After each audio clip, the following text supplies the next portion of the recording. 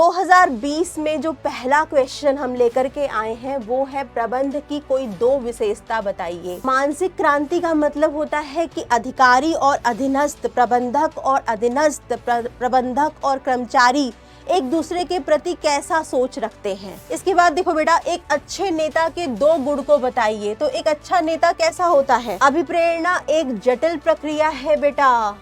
कौन व्यक्ति किस चीज से अभिप्रेरित होगा ये पता लगाना मुश्किल है। हेलो मेरे प्यारे बच्चों, मैं हूं आपकी अपनी सौम्या मैम और आज मैं क्या लेकर के आई हूं? आज मैं बहुत कुछ इम्पोर्टेंट सा लेकर के आई हूं आप सब के लिए। क्लास 12th में हमारे जो बिहार बोर्ड के बच्चे हैं उन बच्चों की फरमाइश पर एक ऐसा सेशन जिसमें बेटा आप लोगों की बोर्ड की तैयारी होगी बहुत ही जबरदस्त। यानी आज मैं आपको लेकर के आई हूँ बिहार बोर्ड के बच्चों के लिए 2 नंबर के जो मार्क्स के क्वेश्चंस आए हुए हैं प्रीवियस ईयर्स में, उन क्वेश्चंस को कैसे हल करना है, कौन कौन से क्वेश्चंस आए हैं पिछले 5 वर्षों में और इस क्वेश्चन का जवाब हम कैसे दें कि हमें 2 में पूरे के पूरे 2 नंबर मिले। बेटा एक और चीज ध्यान में रखना कि बिहार बोर्ड क्या करता है, अपने क्वेश्चंस को रिपीट करता है। यानी जो क्वेश्चन आपका 2020 में आया है उस क्वेश्चन के आने की संभावना भी बढ़ेगी, या 2022 में जो क्वेश्चंस आया है उसका भी आने की संभावना है। क्योंकि पिछले अगर 5 साल के आप क्वेश्चन पेपर को उठाकर देखते हो तो उसमें बहुत सारे ऐसे क्वेश्चंस हैं बेटा जो कि हर साल रिपीट होते हैं। यानी अगर हम पिछले 5 साल के क्वेश्चंस को अच्छे से लगा लें तो बिहार बोर्ड में 2025 में जो क्वेश्चन पेपर आ रहा है उसका कम से कम 50% तो हमारा यूं ही तैयार हो जाएगा।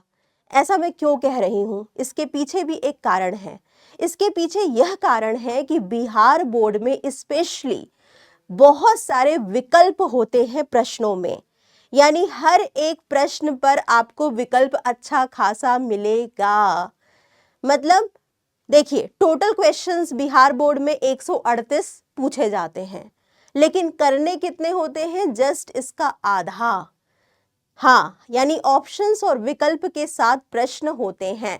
तो आज का टारगेट क्या है? आज का टारगेट है कि हम लोग खास तौर पे बिहार बोर्ड के प्रीवियस ईयर्स के क्वेश्चंस को देखेंगे। क्वेश्चंस में कौन से क्वेश्चंस देखेंगे मैम? तो हम लोग देखेंगे 2 मार्क्स के क्वेश्चंस, 2 नंबर के जो अति लघु उत्तरीय प्रश्न होते हैं उनको हम लोग देखने वाले हैं। तो बिहार बोर्ड में क्वेश्चन पेपर के पैटर्न में मैंने आप लोगों को पहले बताया था कि यहां पर 30 क्वेश्चंस हमारे पूछे जाते हैं 2 नंबर के, ठीक है। और करने क्या हमें पूरे 30 रहते हैं? नहीं, करने हमें रहते हैं इस 30 में से केवल 15 क्वेश्चन, ठीक है। 30 में से भी केवल हमें 15 क्वेश्चंस ही करने होते हैं। मतलब आधा विकल्प होता है, आधा क्वेश्चन हम छोड़ सकते हैं। यानी 15 क्वेश्चन हम छोड़ सकते हैं और 15 वो क्वेश्चंस करेंगे जिसमें हमारी पकड़ बहुत ज्यादा मजबूत है। तो फिर आसान हो जाता है थोड़ा पेपर, ठीक है। तो आइए जल्दी से हम देखते हैं कि पिछले 5 सालों में, यानी जो पास्ट 5 इयर्स रहे हैं, उसमें कौन कौन से क्वेश्चंस जो हैं बिहार बोर्ड में 2 नंबर के आए हुए हैं। तो सबसे पहले स्टार्ट करते हैं 2020 से बेटा, 2020 से। इस समय एनसीईआरटी को फॉलो करना स्टार्ट कर दिया था बिहार बोर्ड ने, यानी एनसीईआरटी का जो सिलेबस था उसी को फॉलो किया गया था। 2020 में जो पहला क्वेश्चन हम लेकर के आए हैं वो है प्रबंध की कोई 2 विशेषता बताइए। ये 2 नंबर का क्वेश्चन आया है बेटा, और सेम क्वेश्चन आप आगे देखोगे कि किस ईयर में रिपीट भी हुआ है, ठीक है। यानी ये रिपीटेड क्वेश्चन है जो आने वाले आगे के वर्ष में रिपीट हुआ है। प्रबंध की कोई 2 विशेषता बतानी है। तो इस क्वेश्चन का आंसर क्या लिखना है हमें? इस क्वेश्चन में हम लोग कोई भी 2 विशेषता बता सकते हैं। जैसे क्या? प्रबंध क्या है? प्रबंध एक व्यापक क्रिया है। प्रबंध क्या है? प्रबंध गतिशील है। प्रबंध क्या है? प्रबंध जो है एक लक्ष्य अभिमुख प्रक्रिया है, गोल ओरिएंटेड प्रोसेस है। प्रबंध क्या है? मल्टी डायमेंशनल है, यानी बहुआयामी है। ठीक, तो प्रबंध की कई सारी विशेषताएं होती हैं, इसमें से सिर्फ और सिर्फ 2 विशेषता को एक्सप्लेन करना है, व्याख्या करनी है। सबसे पहले हम लोग प्रबंध एक लक्ष्य अभिमुख प्रक्रिया है, यानी गोल ओरिएंटेड प्रोसेस है, इसकी व्याख्या कर देते हैं। क्यों भाई? प्रबंध में जितनी भी क्रियाएं की जा रही हैं या प्रबंध में जो भी कार्य हो रहे हैं वो किसी उद्देश्य को पूरा करने के लिए हो रहे हैं। अतः प्रबंध की जो क्रियाएं हैं या जो प्रबंध है वो किसी उद्देश्य की प्राप्ति के लिए किया जाता है। उद्देश्य क्या हो सकता है? संगठनात्मक उद्देश्य। संगठन का जो भी उद्देश्य होगा उस उद्देश्य की पूर्ति करने के लिए जितने भी प्रबंधकीय कार्य होते हैं वो एक प्रबंधक एक संगठन में करता है, लोगों से करवाता है। तो नियोजन, संगठन, नियुक्तिकरण, निर्देशन, नियंत्रण, जो 5 कार्य हैं प्रबंध के, यह सारे के सारे 5 कार्य किसी उद्देश्य को पूरा करने के लिए हो रहे हैं। ठीक है। दूसरा क्या हम लिख सकते हैं? प्रबंध व्यापक होता है। व्यापक का मतलब क्या हो गया? परवेसिव होता है। परवेसिव का मतलब क्या हो गया? यूनिवर्सल होता है, यानी हर जगह पाया जाता है। किसी भी प्रकार की संस्था हो, किसी भी आकार की हो, छोटी हो, बड़ी हो, व्यापारिक हो, उत्पादन संबंधी संस्था हो, एनजीओ हो, स्कूल्स हो या हॉस्पिटल्स हो, कॉर्पोरेट ऑर्गेनाइजेशंस हो, हर जगह प्रबंध की अवधारणा या प्रबंध पाया जाता है कार्यों को करवाने के लिए लोगों से। तो प्रबंध क्या हो गया? व्यापक हो गया। ये दोनों क्या है? प्रबंध की विशेषताएं हैं या कैरेक्टरिस्टिक्स हैं। ठीक है। तो प्रबंध व्यापक होता है, यह हर जगह पाया जाता है, यह सार्वभौमिक तथ्य है। प्रबंध का प्रयोग केवल व्यावसायिक फर्में ही नहीं करती हैं, बल्कि वाणिज्यिक फर्मों के साथ साथ गैर वाणिज्यिक फर्में, जैसे आपका कोई घर हो गया, आपके घर में भी प्रबंध पाया जाता है। आपकी मदर, आपके फादर भी विभिन्न कार्यों के लिए प्रबंध करते हैं, है ना। कोई स्कूल्स हो गया, कोई हॉस्पिटल्स हो गया, वहां पर भी प्रबंध पाया जाता है, किसी कंपनी में भी पाया जाता है। तो हम कह सकते हैं जहां जहां कार्य है वहां वहां प्रबंध की आवश्यकता है। अतः प्रबंध क्या है? व्यापक है। तो प्रबंध एक लक्ष्य अभिमुख है, व्यापक है, मल्टी डायमेंशनल बहुआयामी होता है। प्रबंध कार्यों का किया जाता है, प्रबंध लोगों का किया जाता है, प्रबंध क्रियाओं का किया जाता है। तो ये क्या हो गया? बहुआयामी विशेषता हो गई। प्रबंध क्या है? गतिशील है, क्योंकि जो भी संगठन है वो गतिशील वातावरण में स्थित है और यहाँ पर हमेशा परिवर्तन हो रहे हैं। तो प्रबंध को भी अपने प्रबंधकीय सिद्धांतों में और कार्यों में परिवर्तन लाना होता है और परिवर्तन के अनुसार आंतरिक वातावरण में परिवर्तन बैठाना पड़ता है। तो प्रबंध क्या है? गतिशील है। ठीक है। प्रबंध क्या है? हम लोगों ने ये देखा कि प्रबंध एक लक्ष्य अभिमुख है, व्यापक है, बहुआयामी है, गतिशील है, सतत प्रक्रिया है, निरंतर चलने वाली प्रक्रिया है। तो इस प्रकार से कोई भी 2, ठीक है, सिर्फ 2 विशेषता आप लिख दीजिए और उसका एक्सप्लेन कर दीजिए, उसको व्याख्या कर दीजिए। इसके बाद नेक्स्ट क्वेश्चन जो है वो है प्रबंध के 2 महत्वपूर्ण कार्य बताइए। तो भाई आप सबको पता है कि प्रबंध के 5 कार्य होते हैं। 2 महत्वपूर्ण यानी कोई भी 2 आप बता दीजिए। तो हम लोग नियोजन जानते हैं, प्लानिंग, जो कि प्राथमिक कार्य है किसी भी प्रबंध का। ठीक है। सबसे पहले नियोजन ही होता है, उसके बाद ही अन्य कार्य होते हैं। दूसरा संगठन। तीसरा आप सब जानते हैं कि संगठन के बाद नियुक्तिकरण। ठीक है।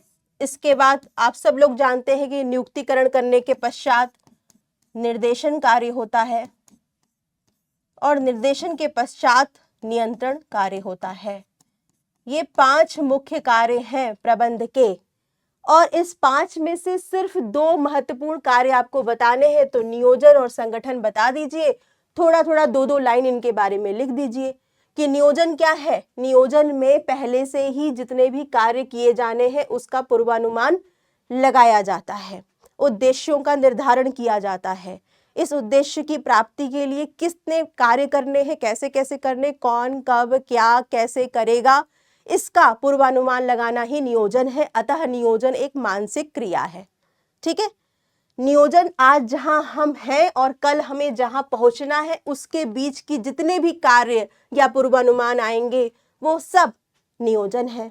ठीक है, संगठन क्या है भाई? संगठन में एक प्रबंधक कार्यों की पहचान करता है, कार्यों की पहचान करने के बाद एक जैसे कार्यों का विभागीकरण करता है, विभागीकरण करने के पश्चात वो पदों का निर्माण करता है, पदों पर अधिकार और उत्तरदायित्व की श्रृंखला बनाते हुए प्रबंध के स्तर बनाते हैं। उसके बाद कौन किसको जवाब देगा यह फिक्स किया जाता है संगठन कार्य में। तो फिर कोई भी दो कार्य जो आपको अच्छे से आता हो उसको आप एक्सप्लेन कर दीजिए। ठीक है, जैसे कि यहां पर देखिए नियोजन और संगठन आप लिख सकते हैं। नियोजन में आप, नियोजन क्या है? हमेशा प्रत्येक प्रबंधक द्वारा निष्पादित किया जाने वाला पहला कार्य होता है।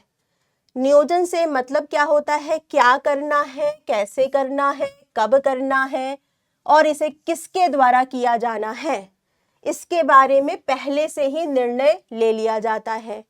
तो नियोजन में हम आज कहाँ हैं, खड़े हैं और हमें कहाँ पहुंचना चाहते हैं, इसके बीच के अंतर को पूरा करता है। तो प्रत्येक प्रबंधक एक उपक्रम के उद्देश्यों के बारे में पहले से निर्णय करने और इन उद्देश्यों को कैसे पूरा किया करना है के साथ आरंभ करता है। नियोजन प्रबंध के दूसरे सभी कार्यों का आधार भी होता है। ठीक है, फिर संगठन को हमने यहाँ पे डिफाइन कर दिया है। योजनाओं के निर्धारण के बाद प्रत्येक प्रबंधक का अगला कार्य होता है क्रियाओं को संगठित करना और योजना के निष्पादन के लिए एक संगठन के ढांचे का निर्माण करना। तो संगठनात्मक ढांचे को स्थापित करने का अर्थ क्या होता है भाई?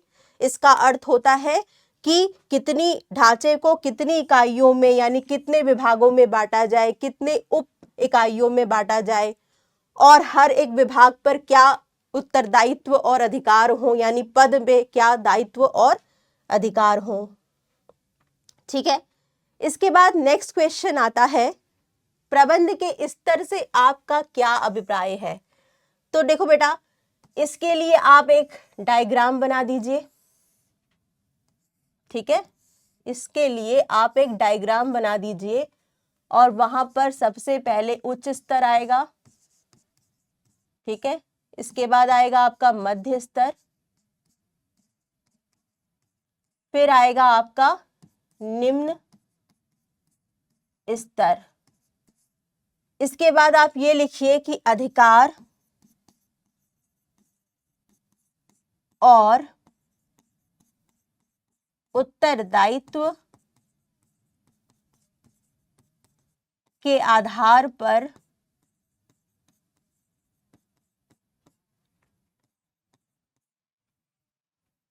प्रबंध के स्तर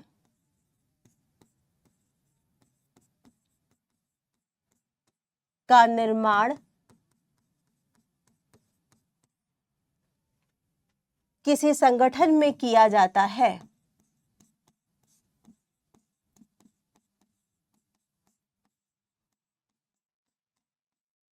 ठीक है, तो हम यहाँ पर क्या समझ रहे हैं? हम ये समझ रहे हैं कि अधिकार और उत्तरदायित्व के आधार पर बताने वाली जो श्रृंखला होती है उस श्रृंखला को हम लोग प्रबंध के स्तर कह सकते हैं। उच्च स्तर में सीईओ, प्रबंध निदेशक, संचालक मंडल है ना, निदेशक मंडल, ये सारे बड़े बड़े लोग आते हैं। इसके बाद मध्य स्तर पर कौन कौन लोग आते हैं भाई? मध्य स्तर पर कौन आएंगे? उत्पादक प्रबंधक। ठीक है, इसके बाद वित्त प्रबंधक, विक्रय प्रबंधक, ये लोग आएंगे। ठीक है, निम्न स्तर पर कौन लोग आएंगे भाई? तो निम्न स्तर पर सुपरवाइजर यानी पर्यवेक्षक फोरमैन, ठीक है, ये सारे लोग आएंगे। अतः हम कह सकते हैं कि अधिकार और उत्तरदायित्व के आधार पर पद बनाए जाते हैं और इन्हीं पदों की श्रृंखला किसी संगठन में प्रबंध के स्तर का निर्माण करती है।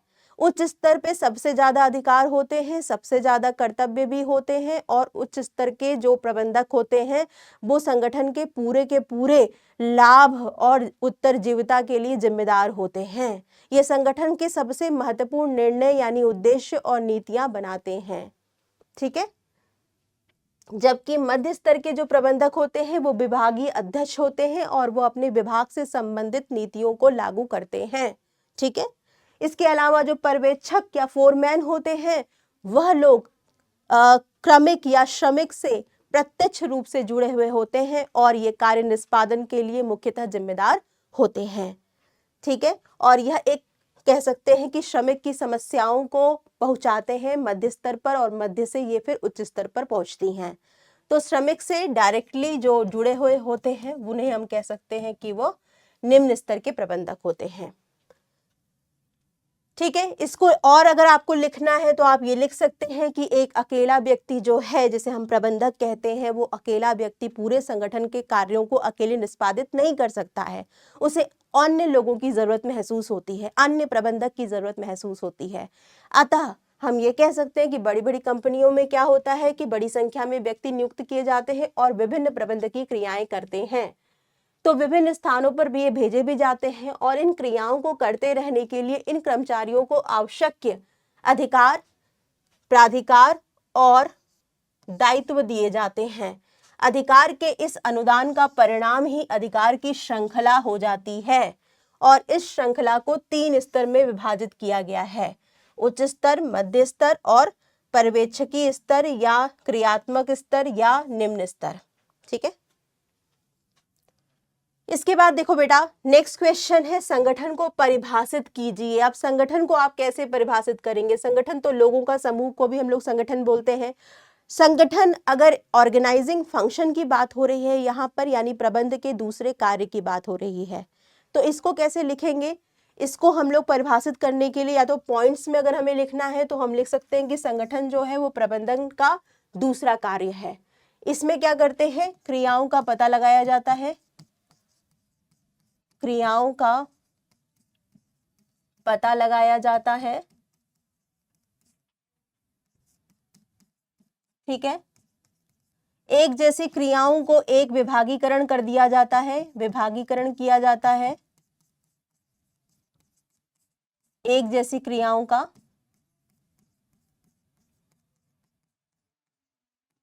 ठीक है।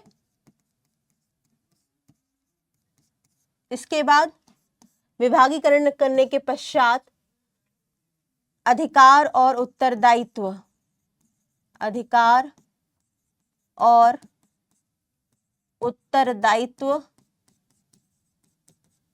निश्चित किए जाते हैं,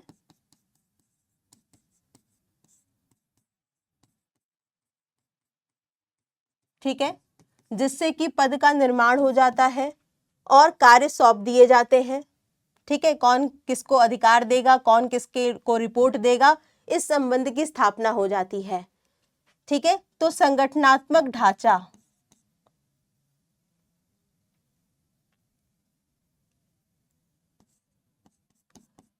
संगठनात्मक ढांचा का निर्माण करना ही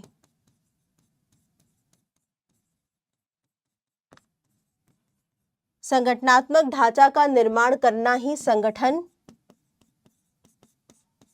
कार्य है।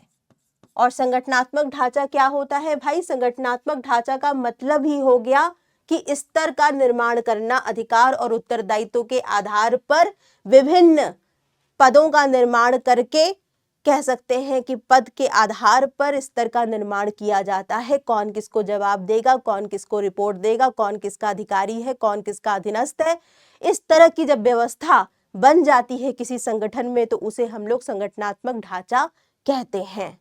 तो संगठनात्मक ढांचा का मेनली निर्माण संगठन कार्य के अंदर किया जाता है। परिभाषा देनी है तो हम 2-3 लाइन में भी इसको लिख सकते हैं। संगठन को इस प्रकार परिभाषित किया जा सकता है, संगठन के विशिष्ट लक्ष्य की प्राप्ति के हेतु अधिक उत्पादक संबंधों यानी अधिकार और उत्तरदायित्व के आधार पर अधीनस्थ और अधिकारी संबंधों को स्थापित करने के लिए संगठन में विभिन्न क्रियाओं को पहचाना जाता है, उनका समूहीकरण यानी विभागीकरण किया जाता है और भौतिक, वित्तीय और मानवीय संसाधनों को एकत्रित करना संगठन कार्य में शामिल होता है या संगठन कहलाता है। ठीक है, तो यहाँ पर मुख्य फोकस किया जा रहा है उत्पादक संबंध पर, उत्पादक संबंध जिसे हम लोग अधिकारी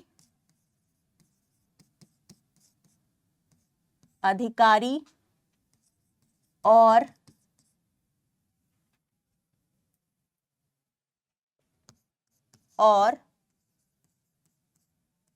अधीनस्थ संबंध भी कह सकते हैं। ठीक है, उत्पादक संबंध। ठीक, इसके बाद हम कह रहे हैं कि इसके बाद विभिन्न क्रियाओं को पहचाना जाता है, समूहीकरण किया जाता है यानी विभागीकरण। एक जैसी क्रियाओं को एक विभाग में डाल दिया जाता है, जैसे उत्पादन विभाग, क्रय विभाग, विक्रय विभाग, वित्त विभाग। ठीक है, इसके बाद कह सकते हैं कि भौतिक, वित्तीय और मानवीय संसाधनों को एकत्रित करके उस विभाग में लगाया जाता है। तो ये सब क्या है? ये सब संगठन कार्य के अंदर होता है। समन्वय की कोई 2 तत्व बताएं। तो बेटा समन्वय के अंदर जो 2 तत्व होते हैं वो तो पहला एकत्रीकरण, विभिन्न क्रियाओं को एकत्रीकरण किया जाता है उद्देश्यों की प्राप्ति करने के लिए। ठीक है, तो यहाँ पर समन्वय में क्या हो गया? एकत्रीकरण होता है और तालमेल बैठाया जाता है विभिन्न विभागों में, विभिन्न क्रियाओं में, विभिन्न स्तर में, विभिन्न लोगों में, अधीनस्थ में, अधिकारी में, तालमेल। ठीक, तो एकत्रीकरण, तालमेल, ये जो 2 तत्व हम इसमें लिख सकते हैं। एक और कह सकते हैं जैसे संतुलन, बैलेंस लाना संगठन में। ठीक, तो यहां पर देखो एकीकरण यानी एकत्रीकरण और संतुलन करना, ये 2 तत्व आप लिख सकते हैं। ठीक, इसके बाद देखो बेटा नेक्स्ट क्वेश्चन क्या है? वैज्ञानिक प्रबंध की परिभाषा दीजिए। तो वैज्ञानिक प्रबंध क्या होता है, पहले इसको समझो। वैज्ञानिक प्रबंध का आशय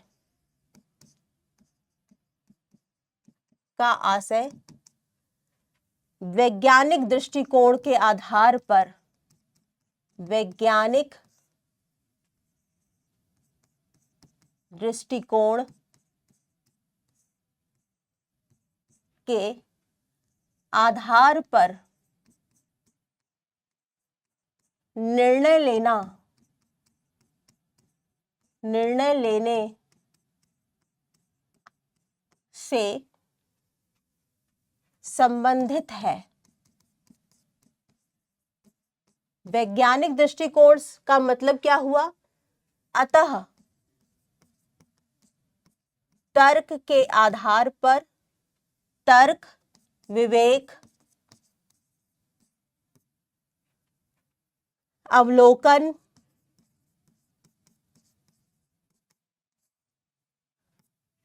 ठीक है, तर्क, विवेक, अवलोकन के आधार पर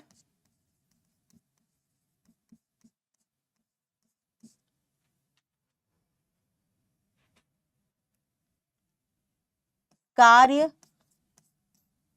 कुशलता एवं प्रभावशीलता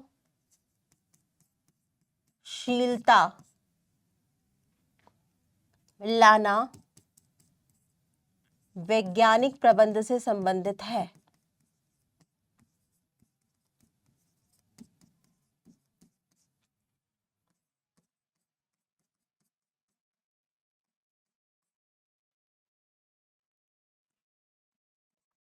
तो यहाँ पर देखो बेटा, वैज्ञानिक प्रबंध का मतलब क्या हो गया? वैज्ञानिक दृष्टिकोण के आधार पर निर्णय लेने से संबंधित है।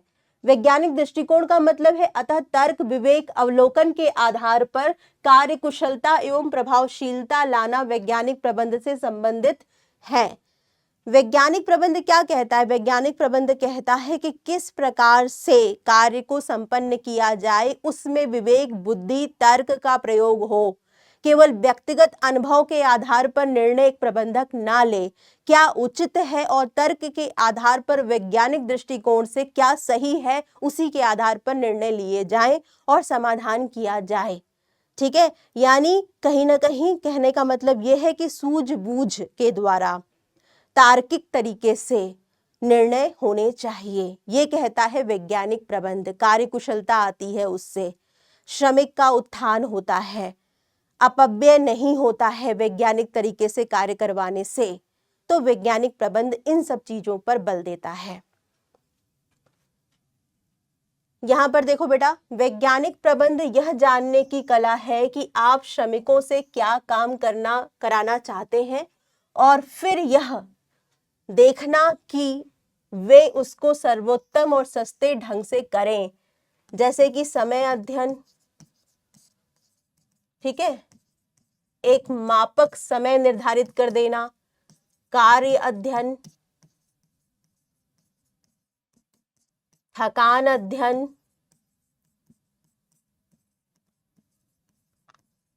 इन सब तकनीकों के माध्यम से जो है वो श्रमिक की उत्पादकता बढ़ती है और कार्यों में कुशलता आती है। अतः वैज्ञानिक तरीके से यदि कार्य करवाए जाएंगे तो फिर कार्य बहुत अच्छे से कुशलतम तरीके से श्रमिकों की उत्पादकता को बढ़ाते हुए संपन्न हो पाएगा। तो वैज्ञानिक प्रबंधन अवलोकन, तार्किक क्षमता पर ज्यादा ध्यान देते हैं। अंतरण के तत्वों को बताइए। अंतरण मतलब डेलीगेशन। तो डेलीगेशन के तत्व या एलिमेंट क्या क्या होते हैं बेटा? तो देखो, सबसे पहले अधिकार,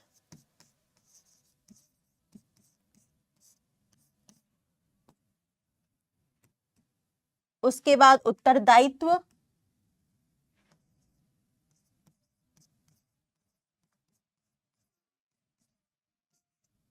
फिर होता है जवाबदेही।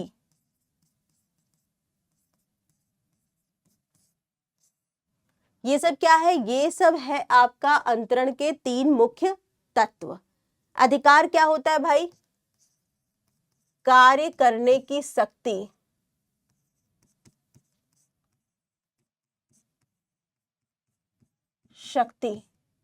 या निर्णय लेने की शक्ति। ठीक है, निर्णय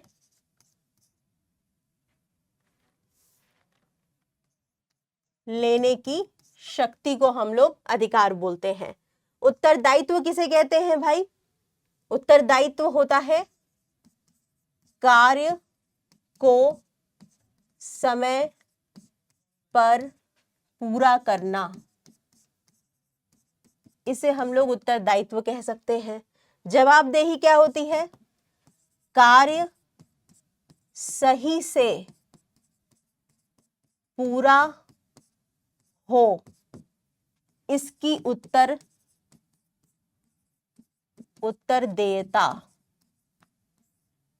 ठीक है, यानी कार्य यदि सही से पूरा नहीं हो पाया तो कौन व्यक्ति इसके लिए जवाबदेह होगा, इसका फिक्सेशन भी करना अंतरण के तत्व में आता है। तो यहां पर हम क्या लिख सकते हैं? भारार्पण यानी डेलीगेशन ऑफ अथॉरिटी के जो 3 तत्व हैं वो है उत्तरदायित्व, प्राधिकार और जवाबदेही। मानसिक क्रांति क्या होती है बेटा?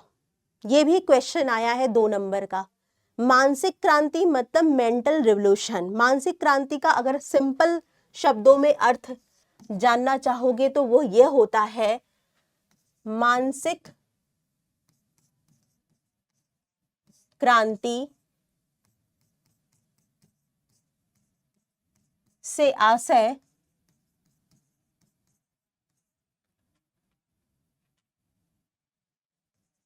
अधीनस्थों एवं अधिकारियों या प्रबंधकों के एक दूसरे के प्रति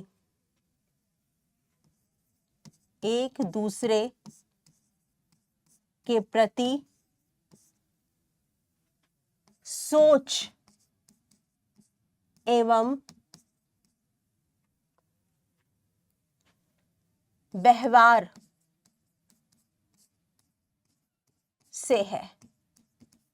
तो देखो बेटा, मानसिक क्रांति का मतलब होता है कि अधिकारी और अधीनस्थ, प्रबंधक और अधीनस्थ, प्रबंधक और कर्मचारी एक दूसरे के प्रति कैसा सोच रखते हैं, एक दूसरे के लिए अच्छा सोचते हैं या बुरा सोचते हैं, या फिर उनका व्यवहार एक दूसरे के प्रति कैसा है।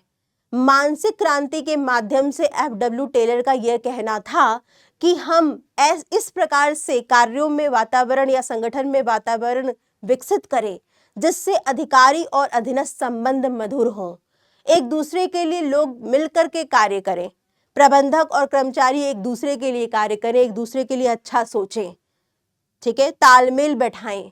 इस प्रकार से कार्य होने चाहिए या इस प्रकार से सिद्धांत लागू होने चाहिए ताकि उनके व्यवहार में परिवर्तन आए और वो परिवर्तन अनुकूल हो। ठीक है, तो मानसिक क्रांति से आज से अधीनस्थों एवं प्रबंधकों के एक दूसरे के प्रति सोच एवं व्यवहार से है। ठीक है, तो मानसिक क्रांति की वैज्ञानिक तकनीक निम्न पर बल देती है या मानसिक क्रांति के मुख्य उद्देश्य है श्रमिकों और प्रबंधक एक दूसरे के प्रति मानसिक दृष्टिकोणों में परिवर्तन लाएं, श्रमिक और प्रबंध के बीच समन्वय यानी तालमेल हो, वैज्ञानिक सोच को अपनाने के लिए श्रमिकों और प्रबंध के दिमाग से पक्षपात या संदेह की भावना को हटाना मानसिक क्रांति का मुख्य उद्देश्य है। इसके बाद देखो बेटा, नई आर्थिक नीति से आप क्या समझते हैं। नई आर्थिक नीति जो कि 1991 में लागू की गई थी, इसका मुख्य उद्देश्य एलपीजी पॉलिसी को लागू करना था, यानी उदारीकरण, निजीकरण, ठीक है, और भूमंडलीकरण।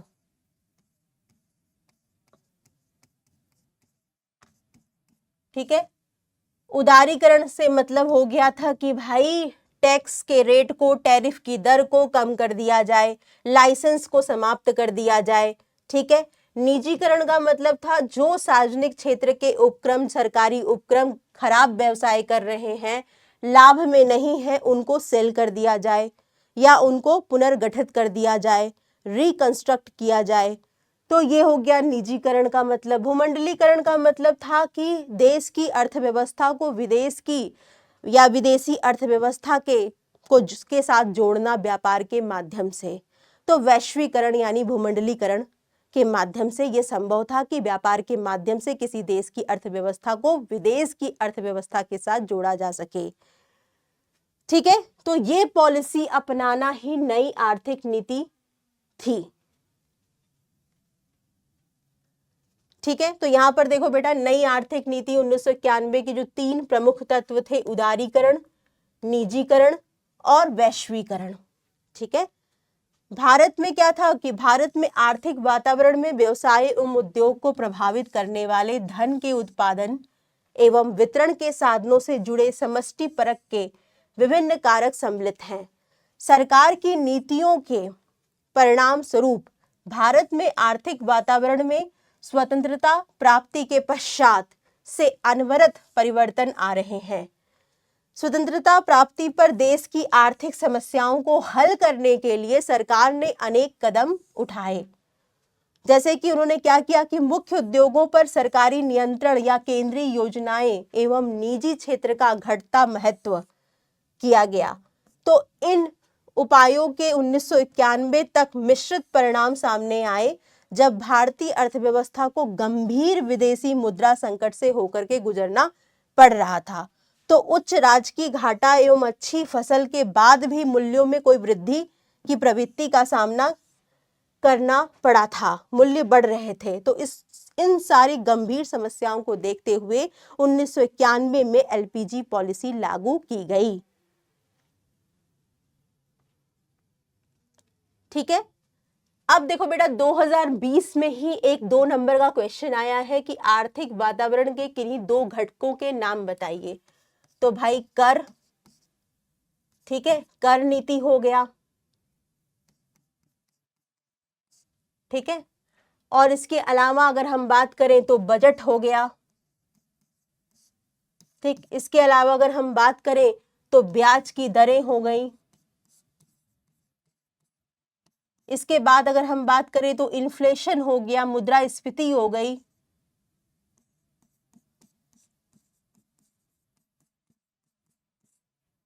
ठीक है। ये सब क्या है, ये सब आर्थिक वातावरण के घटक हैं। कर नीति हो गई, बजट हो गया, ब्याज दरें हो गई, मुद्रास्फीति हो गई, ठीक। इसका आंसर ऐसे भी लिख सकते हैं, वर्तमान एवं स्थिर मूल्यों पर सकल राष्ट्रीय उत्पाद जीडीपी हो गया, और जीडीपी की दर में वृद्धि तथा प्रति व्यक्ति आय national income per capita income हो गया, बचत हो गया, निवेश हो गया, इन्वेस्टमेंट्स हो गया, सेविंग्स हो गया, उसका जो दर है, रेट है, वो सारी चीजें आपके आर्थिक घटक में आएंगी। नियोजन के महत्व के 2 बिंदु लिखिए बेटा। नियोजन का क्या क्या महत्व होता है? तो पहले तो ये देखो, एक नियोजन के माध्यम से क्या होता है, संगठन के उद्देश्यों की पूर्ति हो पाएगी, है ना। नियोजन के माध्यम से ही क्या हो सकता है, कार्यों में कुशलता आएगी, अपव्यय नहीं होगा, अगर पहले से ही निर्धारित कर लिया जाए कि कौन क्या काम करेगा तो, ठीक। तो नियोजन क्या है, नियोजन कहीं हद तक देखिए, तो इसमें कई सारे महत्व होते हैं, आप कोई भी 2 महत्व इसमें से ले सकते हैं। नियोजन निर्देशन प्रदान करता है, कैसे कार्य कराना है, अनिश्चितताओं के जोखिम को कम करता है, पहले से ही हम लोगों ने प्लानिंग बना ली कि अगर कोई प्रॉब्लम आ गई तो उसके लिए क्या किया जाएगा। व्यर्थ क्रियाओं को कम करता है, जो कार्य करना है वही करेंगे। नवीन विचारों को प्रोत्साहित करता है, निर्णय ले रहे हैं, नियोजन कर रहे हैं, प्लानिंग कर रहे हैं, मतलब मेंटल एक्सरसाइज हो रही है, मानसिक क्रिया हो रही है, तो नए नए विचार आएंगे, ठीक है। निर्णय लेने के लिए सुविधाजनक बनाता है, कहीं ना कहीं नियोजन यानी प्लानिंग आप करते हैं तो प्लानिंग करके आप अच्छे से निर्णय या डिसीजंस ले सकते हैं।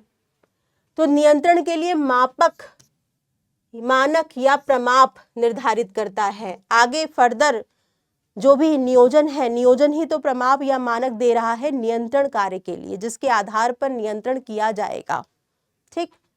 तो कोई भी 2 बिंदु आप नियोजन का महत्व बताते हुए लिख सकते हैं कि नियोजन निर्देशन प्रदान करता है, निर्देशन जो कि अंतिम परिणाम कैसे प्राप्त करना है, उसके लिए कैसे कैसे कार्य करवाना है, कैसे कौन सी क्रिया करनी है, नियोजन के माध्यम से निर्देशन आसानी से किया जा सकता है, ठीक है।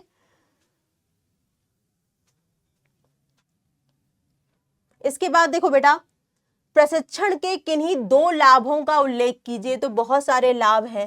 पहला तो कर्मचारी जो है उनका मनोबल बढ़ता है यदि वो प्रशिक्षित होते हैं तो, ठीक है।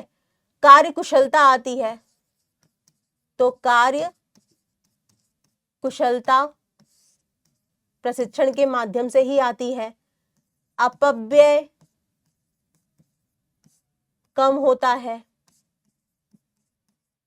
यदि व्यक्ति प्रशिक्षित होता है तो, ठीक है। और कह सकते हैं कि टर्नओवर मतलब जल्दी जल्दी निकालने की संभावना भी कम हो जाती है, ठीक। एक प्रशिक्षण के माध्यम से क्या होता है कि अगर आप किसी कर्मचारी को प्रशिक्षित कर देते हैं तो उसकी कार्यकुशलता अपने आप बढ़ जाती है। देखो यहाँ पर देखो, अगर संगठन की बात करें कि संगठन के लिए क्या जरूरी क्या महत्व होता है या क्यों आवश्यकता होती है प्रशिक्षित या प्रशिक्षण करवाने की, तो काम को सीखने के समय में कमी आती है और बेहतर कार्य निष्पादन होता है, यानी कार्यकुशलता बढ़ती है। इसके बाद देखिए बेटा, संगठन के 2 उद्देश्य को बताइए। तो संगठन के कोई भी 2 उद्देश्य क्या हो सकते हैं, एक तो लाभ कमाना हो सकता है, ठीक है, और एक हो सकता है वृद्धि करना। ये तो किसी संगठन के 2 उद्देश्य हो सकते हैं। अगर हम संगठन कार्य की बात कर रहे हैं तो संगठन कार्य का उद्देश्य क्या हो सकता है? कार्यात्मक कुशलता लाना, ठीक है, और उत्पादक संबंध स्थापित करना।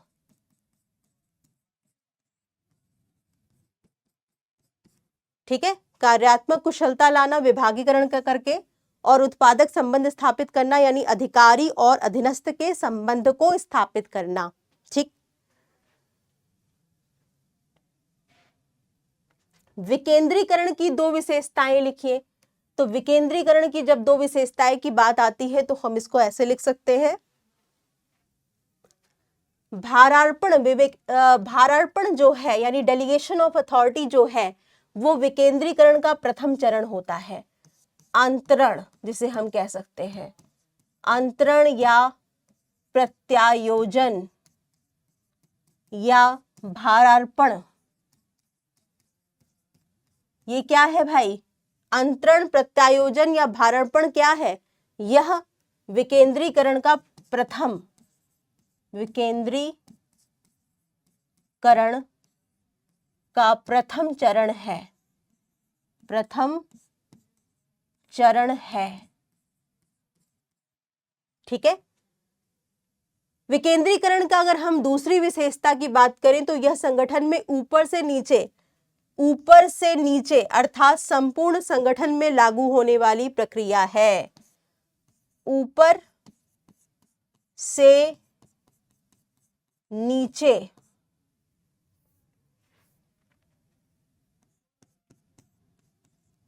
नीचे का प्रवाह होता है।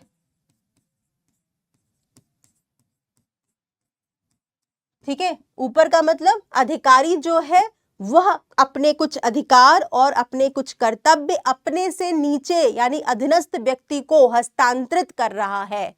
विकेंद्रीकरण के माध्यम से उच्च स्तर से लेकर के निम्न स्तर तक, लोअर लेवल तक अधिकार और उत्तरदायित्व का हस्तांतरण किया जाता है सभी व्यक्तियों में।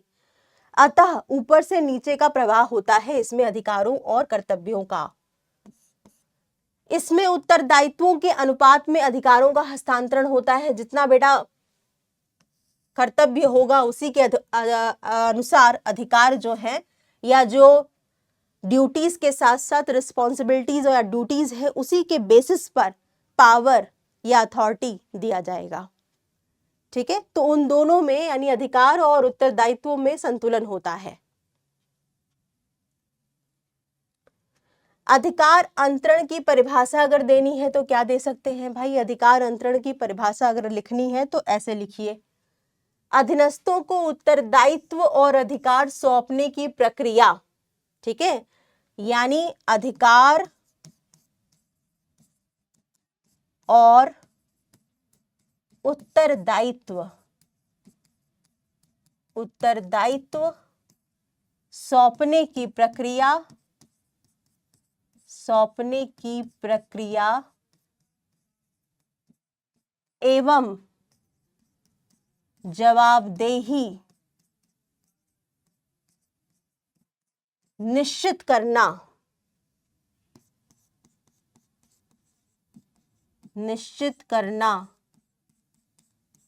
ही अधिकार अंतरण है। अधिकार अंतरण है।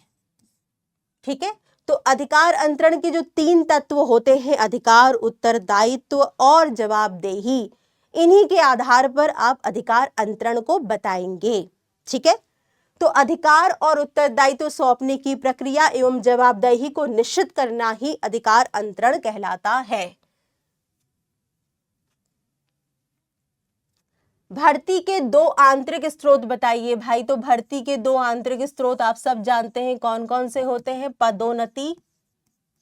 पदोन्नति जिसे हम लोग प्रमोशन भी बोलते हैं, और दूसरा होता है ट्रांसफर यानी हस्तांतरण।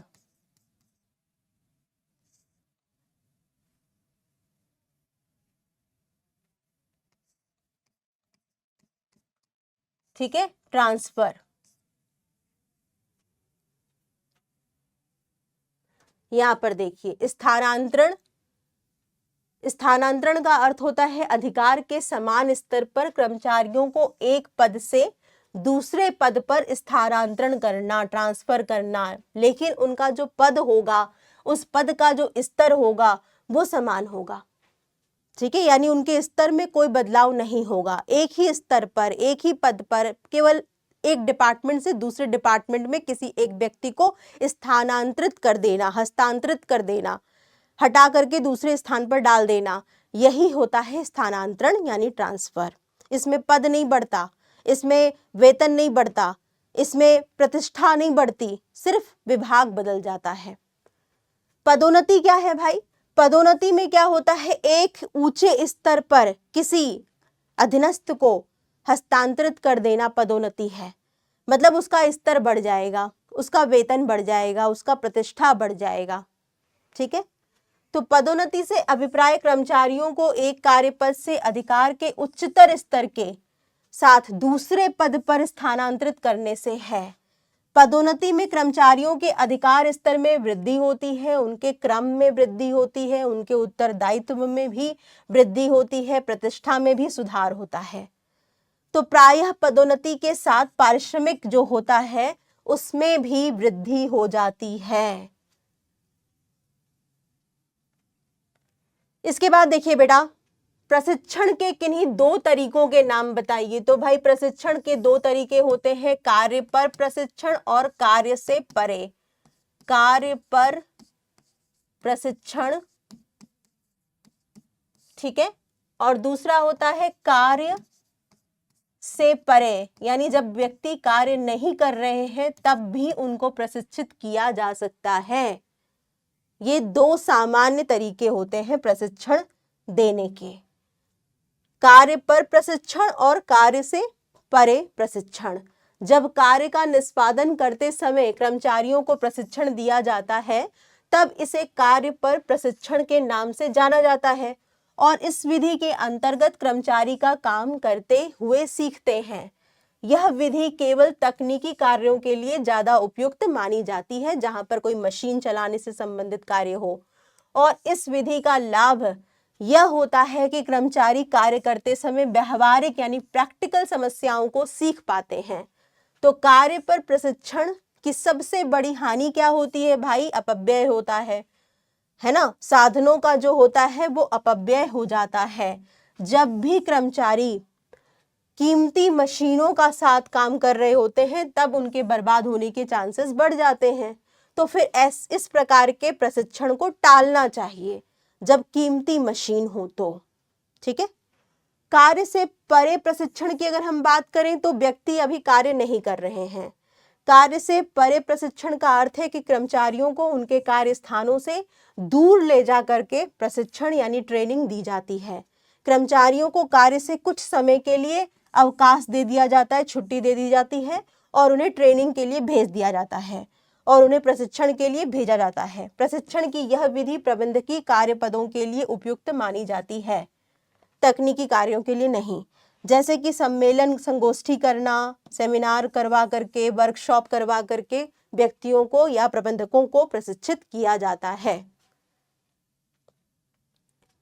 पर्यवेक्षक के किन्हीं दो कार्यों को बताइए। तो पर्यवेक्षक क्या करता है बेटा? सुपरविजन करता है। पर्यवेक्षक क्या करता है? निर्देश देता है।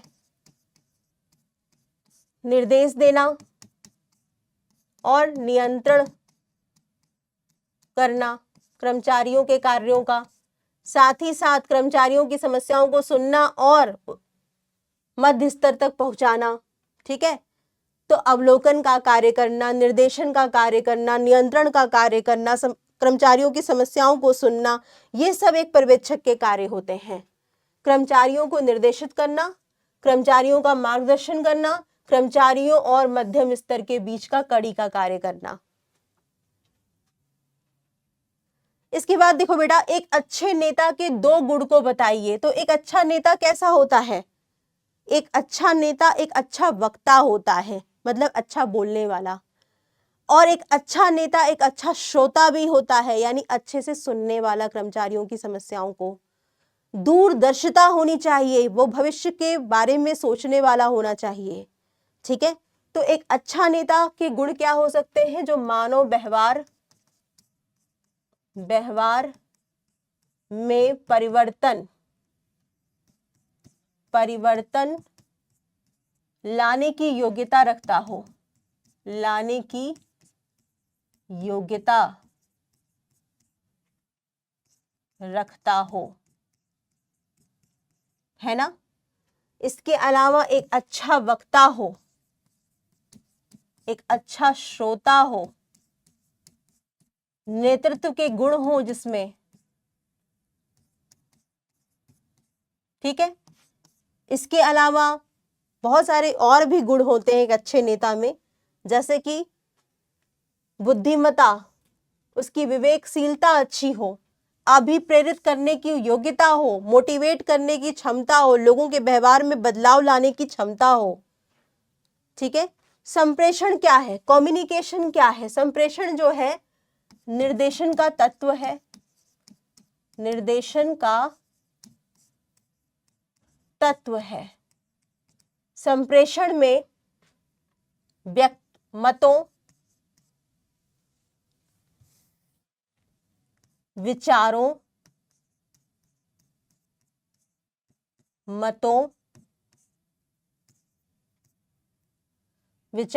मतों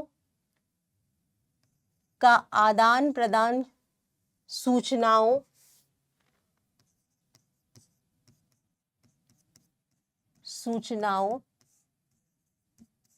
का आदान प्रदान एक व्यक्ति से दूसरे व्यक्ति में, एक व्यक्ति से दूसरे व्यक्ति को किया जाता है।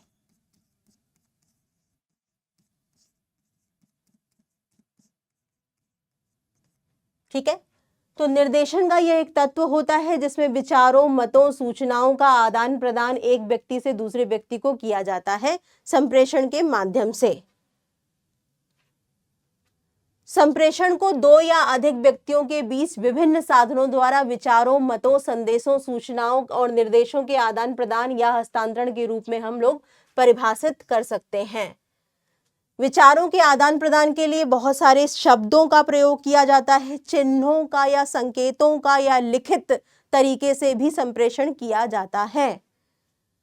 ठीक है, तो संप्रेषण एक दो तरफा प्रक्रिया होती है क्योंकि यह प्रेषक के साथ साथ आरंभ होती है। एक जो सेंडर होता है वो इसे तैयार करता है और तब समाप्त होती है जब प्रेषक को प्राप्तकर्ता से प्रतिपुष्टि यानी रिसीवर जो संदेश ग्रहण कर रहा है उससे जब फीडबैक यानी प्रतिपुष्टि प्राप्त हो जाती है कि संदेश उन्हें मिल गया, वो संदेश को समझ गए, तब जाकर के संप्रेषण की जो प्रक्रिया है उसका अंत होता है। ठीक है, तो यह एक दो तरफा प्रक्रिया होती है। तो ये 2020 में बेटा ये सारे क्वेश्चंस आए थे आप लोगों को। यहाँ पर मैंने टोटल आपके 8 चैप्टर्स जो है वो कंप्लीट किए हैं, यानी 8 चैप्टर से ये क्वेश्चन 2020 में आए हुए हैं। हम लोग 2022 की अब बात करेंगे कि 2022 में टोटल जो 8 चैप्टर, अभी स्टार्टिंग के 8 चैप्टर हम लोग लेके चल रहे हैं, यानी नियंत्रण तक के चैप्टर को मैं यहाँ पे कवर कर रही हूँ। तो नियंत्रण तक के चैप्टर्स में से 2022 में कौन कौन से 2 नंबर के क्वेश्चंस आए हैं। तो देखो बेटा, प्रबंध की 2 विशेषताओं की व्याख्या कीजिए। तो प्रबंध की 2 विशेषता अब जल्दी से समझ लो कि ये क्वेश्चन 2020 में भी आया था ना, कि 2020 में भी मैंने आपको पहले ही बोला था कि देखो बेटा कुछ क्वेश्चंस ऐसे होते हैं जो कि रिपीट होते हैं। तो 2020 में आया क्वेश्चन था, 2022 में भी आया। अब आप कहोगे कि मैम 2021 वाला पेपर नहीं करा रहे हो आप, तो 2021 में आ गया था कोरोना, जिसकी वजह से पेपर हुए ही नहीं थे उस साल बोर्ड में। ठीक है, तो यहाँ पर हम लोग सीधे 2022 की बात कर रहे हैं। प्रबंध की 2 विशेषताओं की अगर हम बात करें तो ये क्या है भाई? लक्ष्य अभिमुख प्रक्रिया है। ठीक है, गोल ओरिएंटेड प्रोसेस है। और क्या होती है? व्यापक है, होती है, व्यापक है। और क्या होती है भाई? गतिशील होती है। और क्या होती है? बहुआयामी होती है। और क्या होती है? इंटेंजिबल है, अदृश्य है।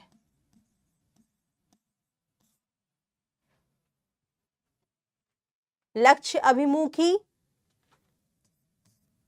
व्यापक, गतिशील, बहुआयामी, अदृश्य, सतत, ये सब क्या है? ये सब प्रबंध की विशेषताएं हैं। आप कोई भी दो विशेषता को लीजिए और उसको व्याख्या कर दीजिए। प्रबंध के दो महत्वपूर्ण कार्य बताइए। सेम क्वेश्चन बेटा रिपीट हुआ था, 2020 में भी क्वेश्चन ये आया था और 2022 में भी ये क्वेश्चन आ गया। दो कार्य क्या बताएंगे हम लोग? नियोजन बता देते हैं और बता देते हैं संगठन। आपके पास ऑप्शंस रहेगा तो आप नियुक्तिकरण भी बता सकते हैं, आप निर्देशन भी बता सकते हैं, आप नियंत्रण भी बता सकते हैं। तो जो भी दो आपको अच्छे से आता हो वो दो आप 2 लाइन में लिख दीजिएगा। इसके बाद देखो बेटा, समय अध्ययन क्या है? ये एक वैज्ञानिक तकनीक है, वैज्ञानिक तकनीक है। और क्या है भाई? इसमें कार्य के मापक समय का निर्धारण किया जाता है।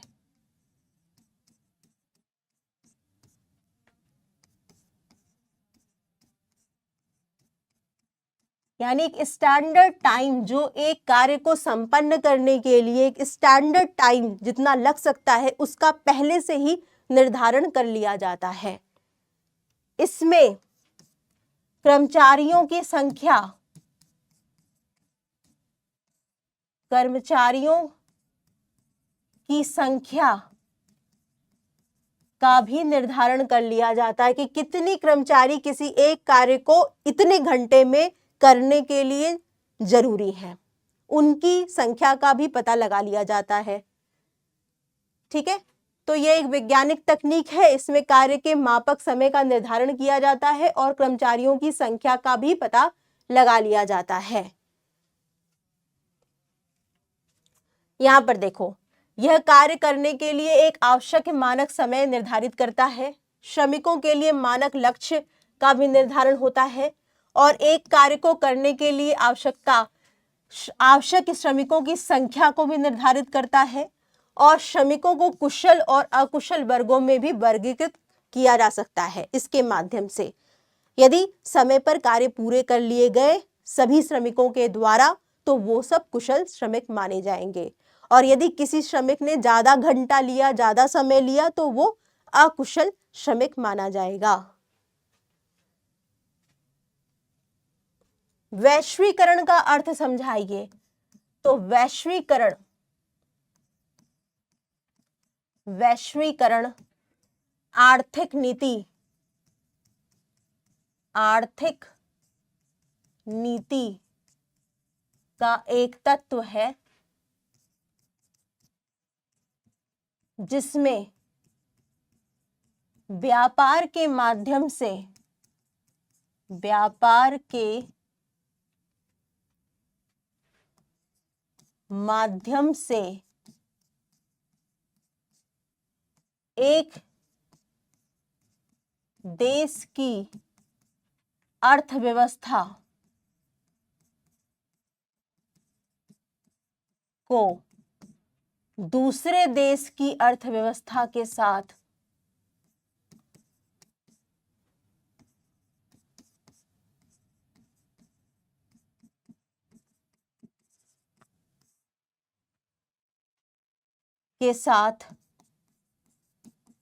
जोड़ा जाता है।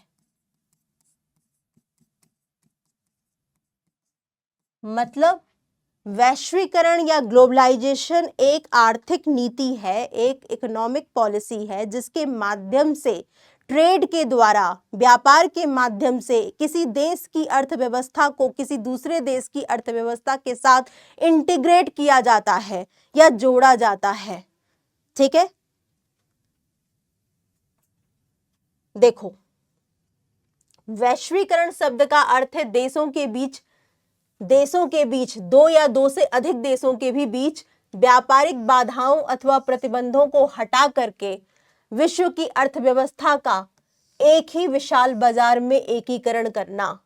भारत में केंद्र सरकार द्वारा आयात और निर्यात पर लगे अनेक प्रतिबंध और पूंजी तथा प्रौद्योगिकी को ले जाने पर लगे अनेक प्रतिबंध को हटा दिया गया है ताकि भारतीय अर्थव्यवस्था या भारतीय व्यवस्था विश्व स्तर पर प्रतिस्पर्धी हो सके, कंपटीशन कर सके, हम अपने देश के सामानों को दूसरे देशों में बेच सकें, दूसरे देश के सामानों को हम अपने देश में यूज कर सकें।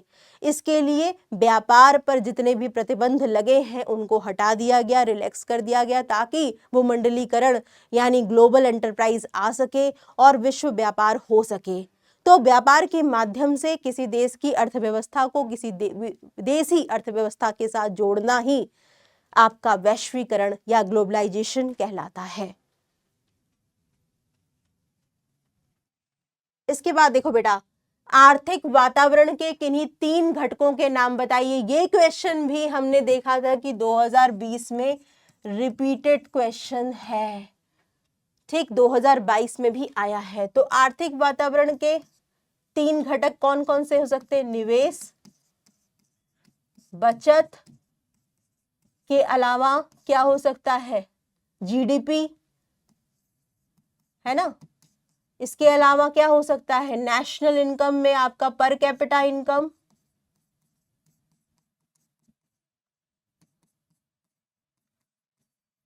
और क्या हो सकता है आपका? मुद्रास्फीति हो सकता है ना। ब्याज दरें हो सकती हैं, इंटरेस्ट रेट हो सकता है, जीडीपी की रेट हो सकती है, निवेश और बचत की दरें हो सकती हैं। तो ये सब क्या है? ये सब आपके आर्थिक वातावरण के घटक या कंपोनेंट होते हैं। नई आर्थिक नीति से आप क्या समझते हैं? सेम क्वेश्चन बेटा 2020 में भी आया था, वही एलपीजी, उदारीकरण,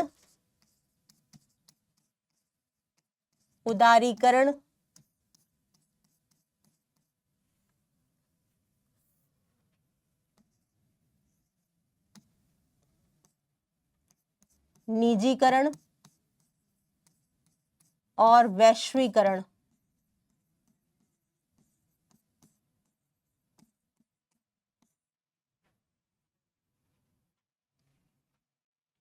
समय की दृष्टि से योजनाओं के प्रकार बताइए। तो 2 तरह का हम लिख सकते हैं, एक है आपका दीर्घकालीन योजना, ठीक है, और एक है आपका अल्पकालीन योजना। दूसरे तरीके से हम इसको ऐसे भी बोल सकते हैं, एक होता है आपका स्टैंडिंग प्लान,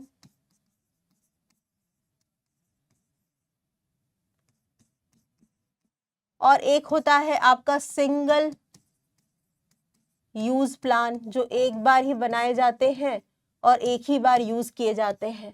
और स्टैंडिंग प्लान एक बार बना लिए जाते हैं और कई सालों तक यूज होते रहते हैं, बार बार यूज होते हैं। नियोजन की कोई 2 सीमाएं बताइए। बेटा नियोजन यानी प्लानिंग की कुछ सीमाएं होती हैं, कौन कौन सी हो सकती हैं? नियोजन दृढ़ता उत्पन्न करता है, यानी नियोजन एक बार करने के बाद इसे आसानी से बदला नहीं जाता है या जल्दी जल्दी चेंज नहीं किया जाता है। तो प्लानिंग जो होती है वो टाइम टेकिंग होती है, प्लानिंग में बहुत सारा रिसर्च वर्क किया जाता है, उसमें पैसा लगता है, तो काफ़ी कॉस्टली भी हो जाती है। तो एक बार जब योजना बना ली जाती है, रूपरेखा दे दी जाती है, तो योजना में आसानी से तुरंत जल्दी जल्दी परिवर्तन नहीं ला सकते हैं। तो ये एक इसकी सीमा हो जाती है। दूसरी सीमा क्या है कि परिवर्तनशील वातावरण में नियोजन कभी कभी काम नहीं करता है। बहुत ज्यादा तीव्र गति से यदि कोई परिवर्तन हो रहा है और भविष्य में हो गया, तो फिर ऐसे में जो हमने वर्तमान में नियोजन किया था भविष्य की घटनाओं को ध्यान में रखते हुए, यदि भविष्य एकदम जल्दी जल्दी बदल गया या बहुत ज्यादा बदलाव आ गया जिसका हमने पूर्वानुमान नहीं लगाया था, तो इतने बदलाव वाले वातावरण में जो हमने प्लानिंग बनाई थी वो कभी कभी सफल नहीं होती है। तो ये सारी क्या है, ये सारी सीमाएं होती हैं नियोजन की।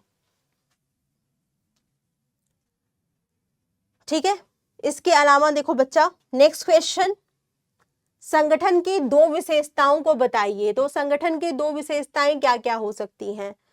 तो यहां पर इसका आंसर हम लोग देंगे, संगठन क्या होता है, व्यक्तियों का समूह है और यह एक प्रक्रिया है। हम सब जानते हैं कि संगठन किससे मिलकर के बनता है, लोगों से। लोगों का समूह ही तो संगठन है। ऑर्गेनाइजेशन क्या है, ग्रुप ऑफ पीपल। तो लोगों का समूह संगठन कहलाता है। दूसरी विशेषता क्या हो गई भाई, दूसरी विशेषता है यह एक प्रक्रिया है। इसमें बहुत सारे कार्य किए जाते हैं। संस्था के उद्देश्यों को प्राप्त करने के लिए गतिविधियों की पहचान की जाती है, कौन कौन से कार्य करने हैं। फिर एक जैसी गतिविधि को एक समूह किया जाता है, यानी विभाग बनाए जाते हैं, विभागीकरण किया जाता है। ठीक है, इसके बाद देखो बेटा, इन गतिविधियों को उपयुक्त प्रभाग यानी विभाग, अनुभागों तथा वृत्तियों में बांटा जाता है। फिर अधिकार सत्ता बनाई जाती है, यानी भारार्पण, समन्वय तथा संप्रेषण की व्यवस्था की जाती है। तो बहुत सारी क्रियाएं की जाती हैं इसमें। तो संगठन क्या है, संगठन एक प्रक्रिया है जिसमें कई सारे कार्य किए जाते हैं एक के बाद एक। ठीक है, तो व्यक्तियों का समूह और यह एक प्रक्रिया है, ये इसकी दो विशेषताएं आप लिख सकते हो। संगठन के दो उद्देश्यों को बताइए। तो भाई दो उद्देश्य अगेन रिपीटेड क्वेश्चन है, 2020 में ये क्वेश्चन हमने देखा था। तो संगठन के दो उद्देश्य क्या कर सकते हैं भाई, कार्य कुशलता लाना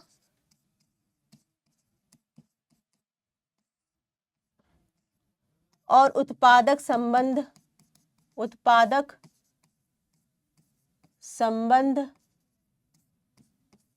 की स्थापना करना,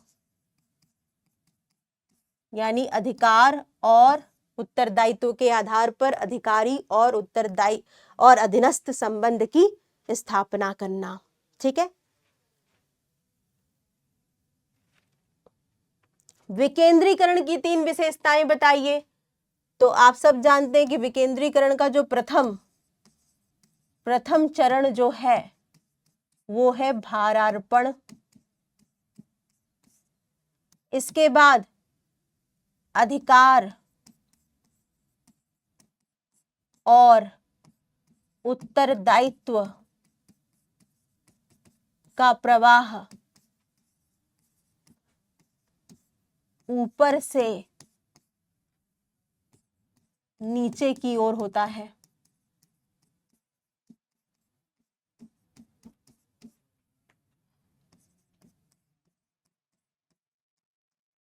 ठीक है, इसके बाद हमने देखा था कि विकेंद्रीकरण क्या है, प्रत्येक स्तर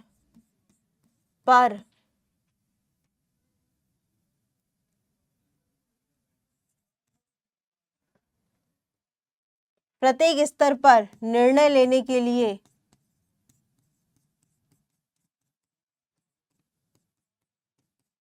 भारार्पण किया जाता है।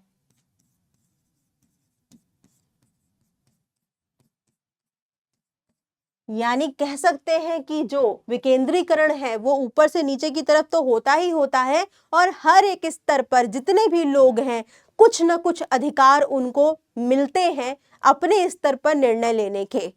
तो विकेंद्रीकरण जो है वो पूरे के पूरे संगठन में अधिकार और उत्तरदायित्व की श्रृंखला को फैला देता है।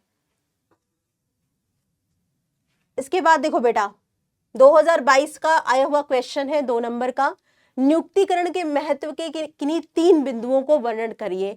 तो नियुक्तिकरण स्टाफिंग का जो महत्व होता है आप सब समझ सकते हैं कि इससे क्या होता है कि उचित पद पर उचित व्यक्ति का चयन हो पाता है। उचित व्यक्ति का चयन होता है। ठीक है, नियुक्तिकरण के माध्यम से ही मानव आवश्यकताओं का आकलन हो पाता है।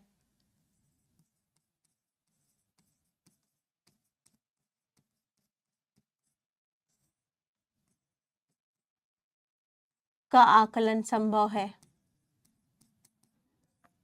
ठीक है, और नियुक्तिकरण स्टाफिंग यदि अच्छे से किया जाए तो संगठन के उद्देश्य प्राप्त हो सकते हैं।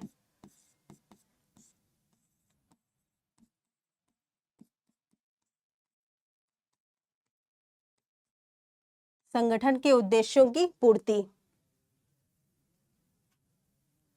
तो यहां पर देखो, नियुक्तिकरण मानवीय संसाधनों की संपत्ति का निर्माण करता है। नियुक्तिकरण कर्मचारियों के विकास में सहायक है। प्रशिक्षण के माध्यम से नियुक्तिकरण योग्य एवं सक्षम कर्मचारियों को खोजने में सहायक है। कोई भी तीन यहाँ पर आप लिख सकते हैं और तीनों को दो दो लाइन में एक्सप्लेन कर सकते हैं। नियुक्तिकरण की किन्हीं दो विशेषताओं के नाम बताइए। अब यहाँ पर नियुक्तिकरण की दो विशेषताएं लिखने को आ रही हैं, तो क्या लिखोगे भाई? नियुक्तिकरण की दो विशेषताएं क्या लिख सकते हैं हम लोग? कोई भी दो आप इसमें डाल दीजिएगा। मानवीय संसाधनों से संबंधित होता है। मानवीय संसाधन यानी ह्यूमन रिसोर्स को अरेंज करना, इकट्ठा करना, उनको किसी भी संगठन में नियुक्त करना ही नियुक्तिकरण है। ठीक है, तो सभी प्रबंधकीय स्तरों पर आवश्यक होता है। नियुक्तिकरण सिर्फ उच्च स्तर के प्रबंधक का कार्य नहीं है। स्टाफिंग का कार्य उच्च स्तर, मध्यम स्तर और निम्न स्तर के प्रबंधक अपने अपने स्तर से संबंधित लोगों के लिए करते हैं। परिवर्तन के अनुरूप समायोजन, जब जरूरत पड़ती है तब नियुक्तिकरण किया जाता है। यदि नियुक्तिकरण करने की आवश्यकता नहीं है बल्कि डिमोशन करना है तो लोगों को निकाला भी जाता है। नियुक्तिकरण प्रबंधकीय कार्य है। मानवीय व्यवहार को समझने में सहायक होता है। नियुक्तिकरण के माध्यम से पता लगाया जाता है कि मानव की आवश्यकता क्या है।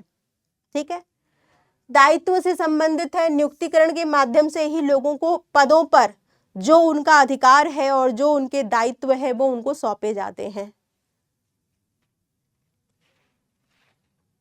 प्रशिक्षण के किन्हीं दो तरीकों के नाम बताइए बेटा। तो फिर से वही क्वेश्चन आ गया कि प्रशिक्षण के दो तरीके कौन से? 2020 का रिपीटेड क्वेश्चन है। आप देख सकते हैं कि 2020 में जो जो क्वेश्चंस आए थे, कितने ज्यादा क्वेश्चन 2022 में रिपीट हो रहे हैं बिहार बोर्ड में। प्रशिक्षण के किन्हीं दो तरीके, कार्य पर प्रशिक्षण और दूसरा आप लिख सकते हैं कार्य से परे प्रशिक्षण।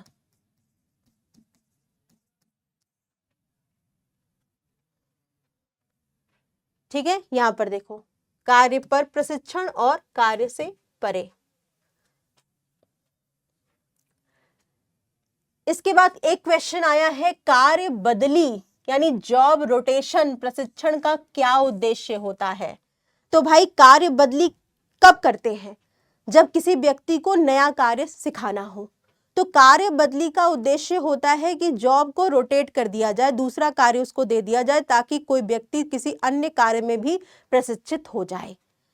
ठीक है, तो इस प्रकार से कई सारे कार्यों में यदि किसी व्यक्ति को प्रशिक्षित करना हो तो कार्य बदली प्रशिक्षण के माध्यम से यह संभव है। यह एक बहुमुखी प्रशिक्षण की विधि होती है जिसमें कर्मचारियों को सौंपे जाने वाले कार्यों व उत्तरदायित्वों में परिवर्तन करके उन्हें विविध यानी कई प्रकार के कार्यों का अनुभव कराया जाता है।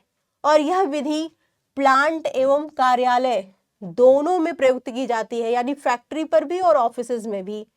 इसका मुख्य उद्देश्य कर्मचारी को अलग अलग प्रकार के कार्य सौंपकर उसकी विभिन्न योग्यताओं को और कौशल का विकास करना होता है, यानी वो कई सारे कार्य सीख जाए।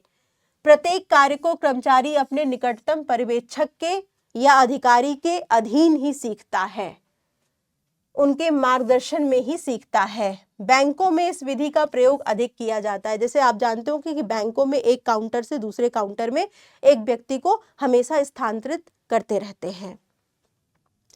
कार्य बदली प्रशिक्षण के क्या लाभ हो सकते हैं भाई? इस प्रशिक्षण विधि के मुख्य लाभ, पहला तो एक कर्मचारी कई प्रकार के कार्य सीख जाएगा, वो बहुमुखी प्रतिभा को प्राप्त कर लेगा।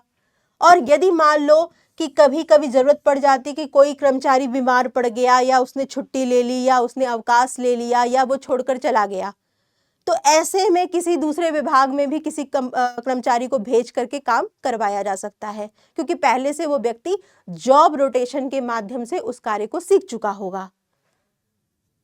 तो ऐसे कर्मचारी संगठन के विस्तार में सहायक होते हैं। यदि कोई नया संगठन नई ब्रांचेस खोल रहा है, कोई नया विभाग खोल रहा है, तो आसानी से नई ब्रांचेस में, नए ऑफिस में भेजा जा सकता है किसी कर्मचारी को जो पहले से ही उस कार्य को जानता है। पर्यवेक्षण की कोई दो विशेषताएं बताइए बेटा। तो पर्यवेक्षण यानी सुपरविजन की दो विशेषताएं क्या क्या होती हैं? यह नियंत्रण में उपयोगी होता है, नियंत्रण करने के लिए जरूरी होता है, मार्गदर्शन देता है कर्मचारियों को, और निर्देशन कार्य की शुरुआत करवाता है। तो निर्देशन में सहायक होता है पर्यवेक्षण। ठीक, इसके अलावा यहाँ पर देखो सार्वभौमिक क्रिया है, यानी जो पर्यवेक्षण है निर्देशन का एक तत्व है। निर्देशन जो है वो प्रबंध का एक कार्य है। तो हम कह सकते हैं कि पर्यवेक्षण हमेशा पाया जाता है जहां पर भी कार्य होता है। तो ये एक सार्वभौमिक क्रिया भी है। और प्रत्यक्ष संबंध स्थापित करता है कर्मचारियों के साथ एक पर्यवेक्षक, क्योंकि कर्मचारियों के साथ जो डायरेक्टली कनेक्टेड होता है वो होता है लोअर लेवल का मैनेजर्स। और लोअर लेवल के मैनेजर को ही हम लोग क्या कहते हैं? पर्यवेक्षक कहते हैं या सुपरवाइजर कहते हैं। तो सुपरवाइजर जो होते हैं वो प्रत्यक्ष संबंध स्थापित करते हैं कर्मचारियों यानी श्रमिक से, उनकी समस्याओं को सुनते हैं और उसको सॉल्व करते हैं। तो पर्यवेक्षण व अधीनस्थों में प्रत्यक्ष संबंध पाया जाता है। निर्देशन तथा पर्यवेक्षण में क्या अंतर है भाई?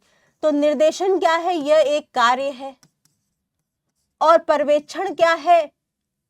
एक तत्व है। किसका? निर्देशन कार्य का, निर्देशन कार्य का। ठीक है, तो निर्देशन में क्या होता है? निर्देशन तो एक कार्य हो गया, एक विस्तृत हो गया। तो निर्देशन क्या है? विस्तृत है। या हम कह सकते हैं कि निर्देशन जो क्या है वह आकार में व्यापक है, जबकि पर्यवेक्षण क्या है? पर्यवेक्षण निर्देशन के अधीन है, निर्देशन के अंदर ही पाया जाता है पर्यवेक्षण, है ना। जबकि निर्देशन एक महत्वपूर्ण कार्य है प्रबंधक का, और यह ज्यादा व्यापक होता है, ज्यादा विस्तृत होता है, ज्यादा बड़े पैमाने पर होता है। जबकि पर्यवेक्षण जो है वो निर्देशन के अधीन ही आता है।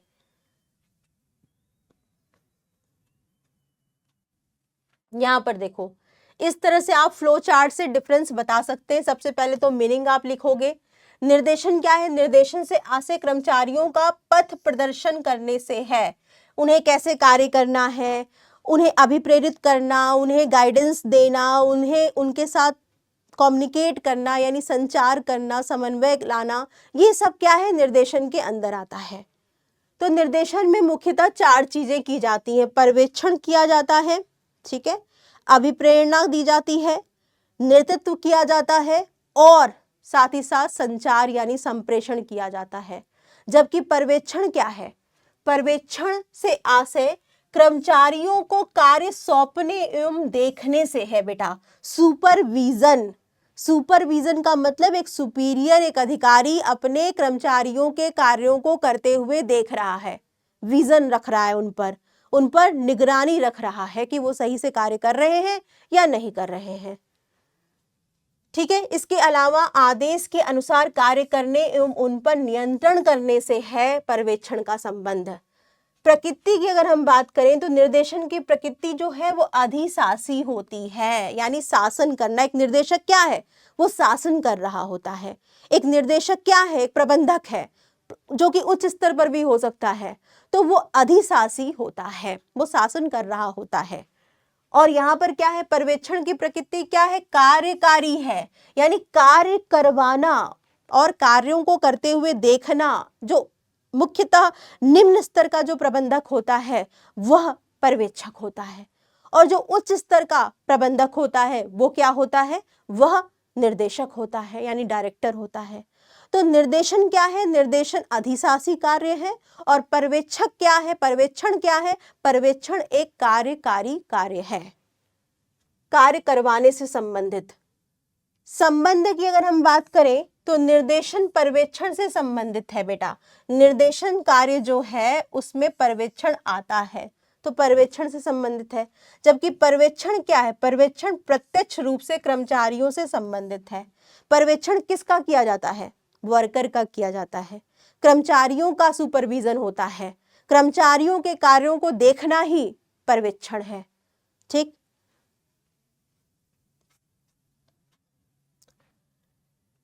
अभिप्रेरणा की कोई 4 विशेषताएं लिखिए भाई। तो अभिप्रेरणा क्या है, अभिप्रेरणा निर्देशन का एक तत्व है, डायरेक्टिंग का एक एलिमेंट है।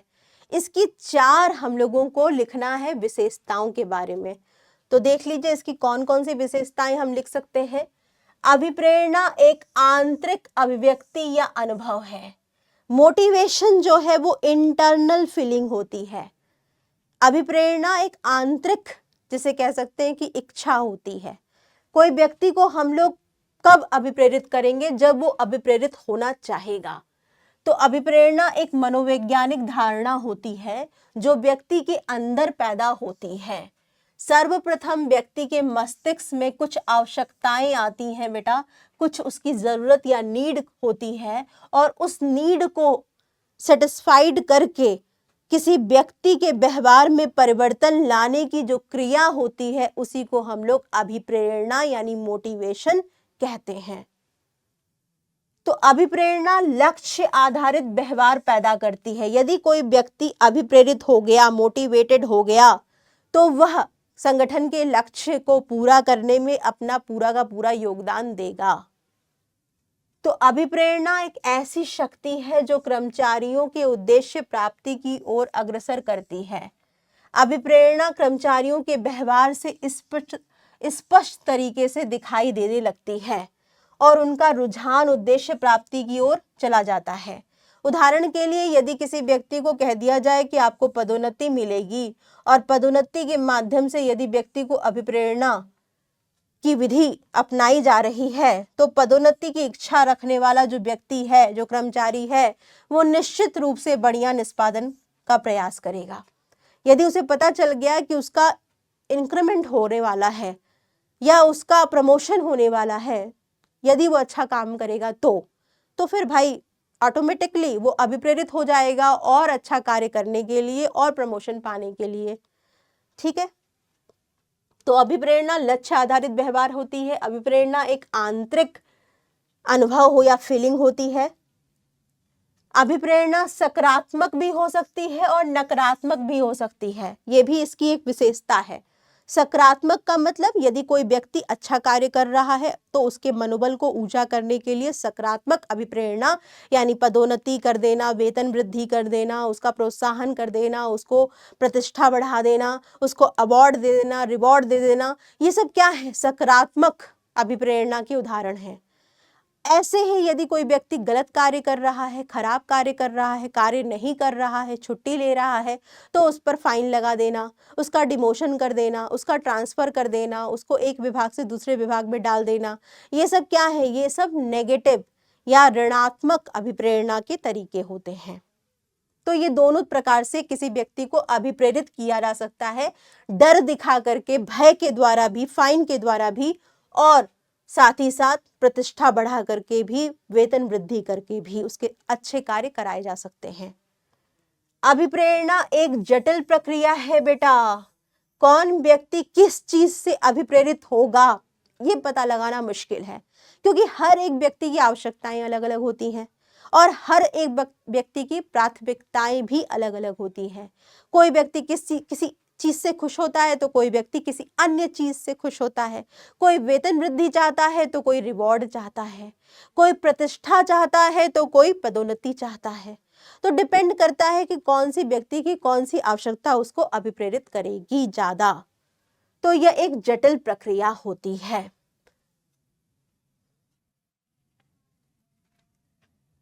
सेवानिवृत्ति लाभ के कोई 2 उदाहरण बताइए। यानी जब कोई रिटायरमेंट बेनिफिट हो रहा है तो पेंशन दे दो उसको, ग्रेजुइटी दे दो उसको, प्रोविडेंट फंड दे दो उसको, पीएफ दे दो उसको। ये सारी चीजें क्या है, ये सब रिटायरमेंट बेनिफिट के अंदर आएगा। जैसे कि देखिए ग्रेजुइटी यहाँ पर लिखा हुआ है, भविष्य निधि यानी पीएफ दे दिया हमने, पेंशन दे दिया हमने, ठीक है। ये सब क्या है, ये सब सेवानिवृत्ति के बाद कर्मचारियों को वित्तीय सुरक्षा प्रदान करते हैं। अमौद्रिक प्रेरणा की कोई 2 उदाहरण दीजिए जिसमें कोई पैसा इन्वॉल्व ना हो। तो वहां पर हम प्रतिष्ठा की बात कर सकते हैं, स्टेटस की बात कर सकते हैं, है ना। और हम लोग कोई इनाम दे दिया उसको, इसकी बात कर सकते हैं। यहाँ पर देखो प्रशंसा कर दी उसकी, काम की सुरक्षा दे दिया उसको, कोई चुनौतीपूर्ण कार्य दे दिया, या सुझाव प्रणाली सजेशन सिस्टम में उसकी भागीदारी करवा दी, परिणामों की जानकारी दे दी उसको, भागीदारी के अवसर दे दिए उसको। तो ये सारी चीजें क्या है, ये सब, या उसकी उच्च अवस्था दे दी, प्रतिष्ठापूर्ण उसको दर्जा दे दिया, स्टेटस में उसकी वृद्धि कर दी। एक अच्छे नेता के 4 गुण, फिर से अगेन 2020 का रिपीटेड क्वेश्चन आ गया यहाँ पर 2022 में। तो एक अच्छे नेता के 4 गुण क्या हो सकते हैं भाई। तो यहाँ पर देखिए हमने पहले ही आपको बताया था कि बुद्धिमत्ता हो, अभिप्रेरित करने की योग्यता हो, दूरदर्शिता हो, आत्मविश्वास होना चाहिए, शारीरिक विशेषताएं उसकी अच्छी होनी चाहिए, संदेश वाहन की कला होनी चाहिए, यानी अच्छे से अपनी बातों को रखता हो, लोगों की बातों को सुनता हो, अच्छे तरीके से बुद्धिमत्ता तरीके से डिसीजन यानी निर्णय लेता हो, लोगों के व्यवहार में परिवर्तन लाने की कुशलता हो उसके अंदर, ठीक है, तकनीकी गुण हो। ये सारी चीजें अगर हैं तो एक अच्छा नेता बन सकते हैं। औपचारिक संप्रेषण के किन्हीं 2 लाभों की व्याख्या कीजिए। फॉर्मल तरीके से यदि कम्युनिकेशन यानी संचार या संप्रेषण किसी संस्था में हो रहा होता है तो उसकी क्या 2 विशेषताएं या क्या 2 लाभ हो सकते हैं। तो यहां पर देखो, संदेश मार्ग के चयन में सुविधा होगी, हमें पता होगा कि हमें किस मार्ग का पालन करना है, यानी किस व्यक्ति के पास सबसे पहले जाना है, फिर वह व्यक्ति किस दूसरे व्यक्ति के पास जाएगा, यानी एक तरह से श्रृंखला के आधार पर, अधिकार श्रृंखला के आधार पर जब संप्रेषण होता है तो लोगों को पता होता है कि उन्हें अपनी बात को किस व्यक्ति तक पहुंचाना है सबसे पहले। तो संदेश वाहन की इस विधि के अंतर्गत सब कुछ जो है वो पूर्व निर्धारित होने के कारण संदेश मार्ग के चयन में सुविधा होती है।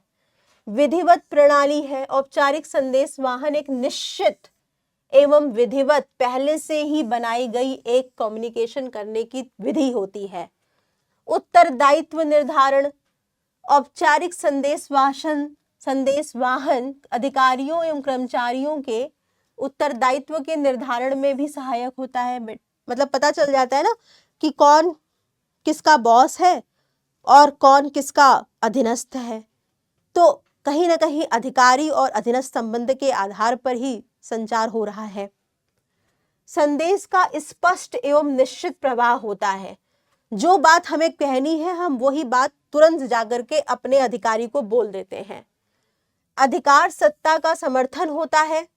मतलब जो बहुत हाई लेवल पर जो अधिकारी कार्य कर रहे हैं हम उनसे डायरेक्ट अपनी बात एक लोअर लेवल का एम्प्लॉय नहीं जाके कह सकता।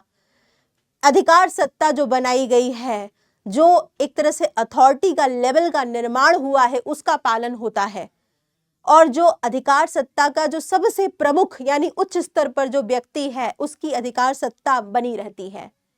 यदि औपचारिक तरीके से संप्रेषण हो तो नियंत्रण में सुविधा मिलती है। औपचारिक संदेश वाहन की सहायता से श्रमिक जो है वो कर्मचारियों के कार्यों के बारे में पूर्ण जानकारी आसानी से प्राप्त कर पाते हैं। नेक्स्ट क्वेश्चन 2022 में जो आया है वो है बेटा, नियंत्रण से आप क्या समझते हैं? तो नियंत्रण क्या होता है? नियंत्रण प्रबंध का अंतिम कार्य है, अंतिम कार्य है। इसमें क्या किया जाता है भाई? इसमें मापक का निर्धारण किया जाता है, मापक निर्धारण किया जाता है, वास्तविक कार्य, वास्तविक कार्य का मापन किया जाता है,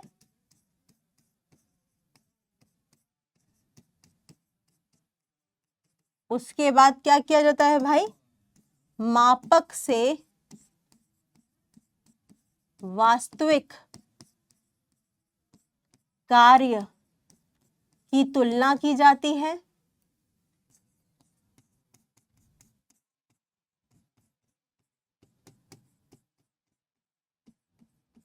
ठीक है, इसके बाद विचलन यदि कोई हो तो ज्ञात किया जाता है, विचलन ज्ञात किया जाता है, यानी अंतर।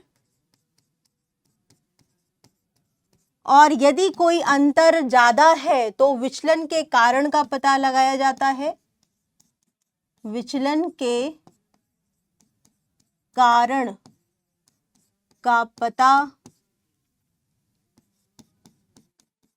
लगाया जाता है और उसके बाद सुधारात्मक कार्रवाई की जाती है, सुधारात्मक कार्यवाही की जाती है। ये सब क्या है? ये सब नियंत्रण के ही भाग होते हैं, नियंत्रण कार्य के अंदर ही आते हैं। अतः नियंत्रण कार्य जो है वह लक्ष्य प्राप्ति के लिए एक प्रकार से सहायक कार्य होता है। जो उद्देश्य, जो लक्ष्य, जो टारगेट, जो मापक बनाए गए थे वो सही तरीके से प्राप्त कर लिए जाएं, इसके लिए नियंत्रण कार्य होते हैं या नियंत्रण कार्य किया जाता है। तो यहां पर देखो बेटा, नियंत्रण वास्तविक प्रगति का मूल्यांकन एवं वास्तविक एवं अपेक्षित परिणाम के मध्य विचलन की स्थिति यानी अंतर की स्थिति में प्रारंभिक स्तर पर ही त्रुटियों यानी जो भी समस्याएं हो रही हैं उनकी पुनरावृत्ति को रोकने के लिए अपनाई गई सुधार कार्यवाही है। इसे हम चाहें तो इस तरह से लाइन में भी लिख सकते हैं, इसे हम चाहें तो फिर पॉइंट्स में बिंदुओं के आधार पर जैसे मैंने लिखा वैसे भी लिख सकते हैं 2 नंबर के लिए। अब हम बात करेंगे 2024 की। 2024 में क्या क्या क्वेश्चंस आए हुए हैं आपके बिहार बोर्ड में, आपके टोटल जो 8 चैप्टर हम लोग लेकर के आए हैं उनमें से। तो देखो बेटा, 2024 में सबसे पहले हम देखेंगे कि प्रबंध एक क्रिया है, संक्षेप में समझाइए। तो क्रिया का मतलब क्या होता है? क्रिया का मतलब होता है जहां पर कई सारे कार्य किए जा रहे हों। तो हाँ, प्रबंध में भी कई सारे कार्य होते हैं, जैसे नियोजन होता है, संगठन होता है, नियुक्तिकरण होता है, निर्देशन होता है, नियंत्रण होता है। और ये सारे कार्य क्यों होते हैं भाई? किसी उद्देश्य की प्राप्ति के लिए होते हैं या किसी ऑब्जेक्टिव को अचीव करने के लिए होते हैं। ऑब्जेक्टिव कैसा? संगठन का उद्देश्य।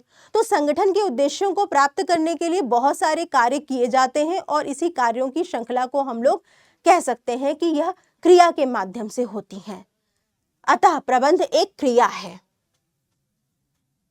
यहां पर देखो, प्रबंध एक क्रिया के रूप में प्रबंध एक सृजनात्मक या क्रियाशील कार्य है जो संस्था या उपक्रम या निष्क्रिय साधनों जैसे कि सामग्री हो गया, कच्चा माल हो गया, कोई मशीन हो गई, कोई पूंजी हो गई, को जीवन प्रदान कर उन्हें क्रियाशील बनाता है। इसीलिए प्रसिद्ध विद्वान पीटर एफ ड्रकर के शब्दों में प्रबंध क्या है? प्रबंध जीवन प्रदायी अव्यय है, जिसके बिना व्यवसाय में लगे साधन केवल साधन रह जाते हैं, वस्तु या सेवा का उत्पादन नहीं कर पाते हैं। तो जॉर्ज आर टेरी ने क्या कहा है? प्रबंध एक व्यापक परिभाषा प्रस्तुत की है। उनके अनुसार प्रबंध वह क्रिया है जो मनुष्य, सामग्री, मशीन, विधियों, धन एवं बाजारों के आधारभूत तत्वों के कार्यकलापों का मानवीय प्रयासों को निर्देशन, समन्वय एवं नेतृत्व प्रदान करते हुए नियोजन, संगठन एवं नियंत्रण करती है ताकि उपक्रम के इच्छित उद्देश्य को प्राप्त किया जा सके। आप क्या लिखोगे?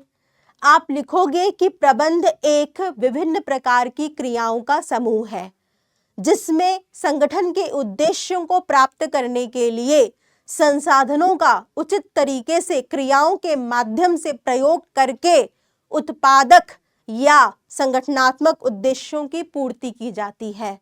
अतः प्रबंध में नियोजन, संगठन, नियुक्तिकरण, निर्देशन और नियंत्रण कार्यों के माध्यम से संगठनात्मक उद्देश्यों की पूर्ति करवाई जाती है। अतः यह एक क्रिया है क्योंकि इसमें कई सारे कार्य किए जा रहे हैं। समन्वय की विशेषता समझाइए भाई। समन्वय की क्या विशेषताएं होती हैं? तो जल्दी जल्दी हम लोग देख लेते हैं। 2 नंबर का क्वेश्चन है ये बेटा। समन्वय की विशेषताएं क्या है? समन्वय का कार्य संस्था में व्यक्तियों और समूहों के कार्यों में एकीकरण। समन्वय की पहली विशेषता क्या हो गई? एकीकरण लाना।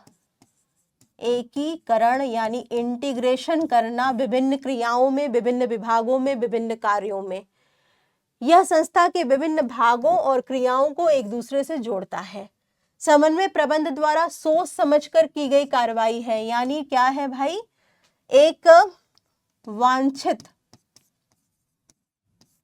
या हम इसे कह सकते हैं डेलिब्रेट फंक्शन है, मतलब जानबूझकर की जाती है। ठीक है।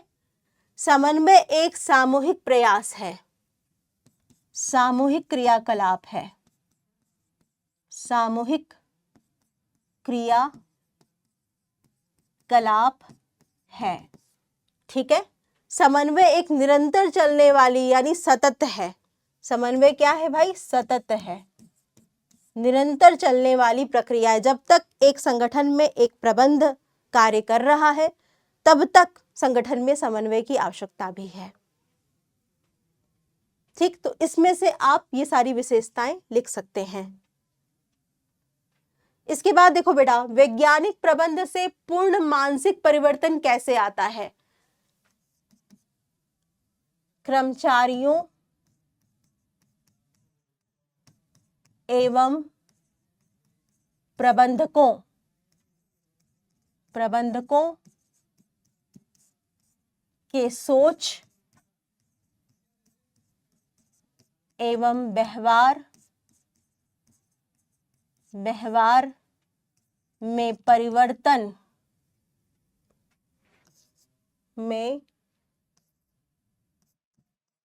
परिवर्तन लाने की प्रक्रिया ही मानसिक क्रांति होती है। मानसिक क्रांति है। एक वैज्ञानिक प्रबंध के विभिन्न सिद्धांत, वैज्ञानिक प्रबंध के विभिन्न सिद्धांत और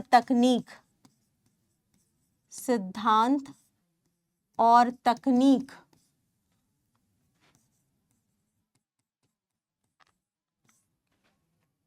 मानव व्यवहार अनुकूल परिवर्तन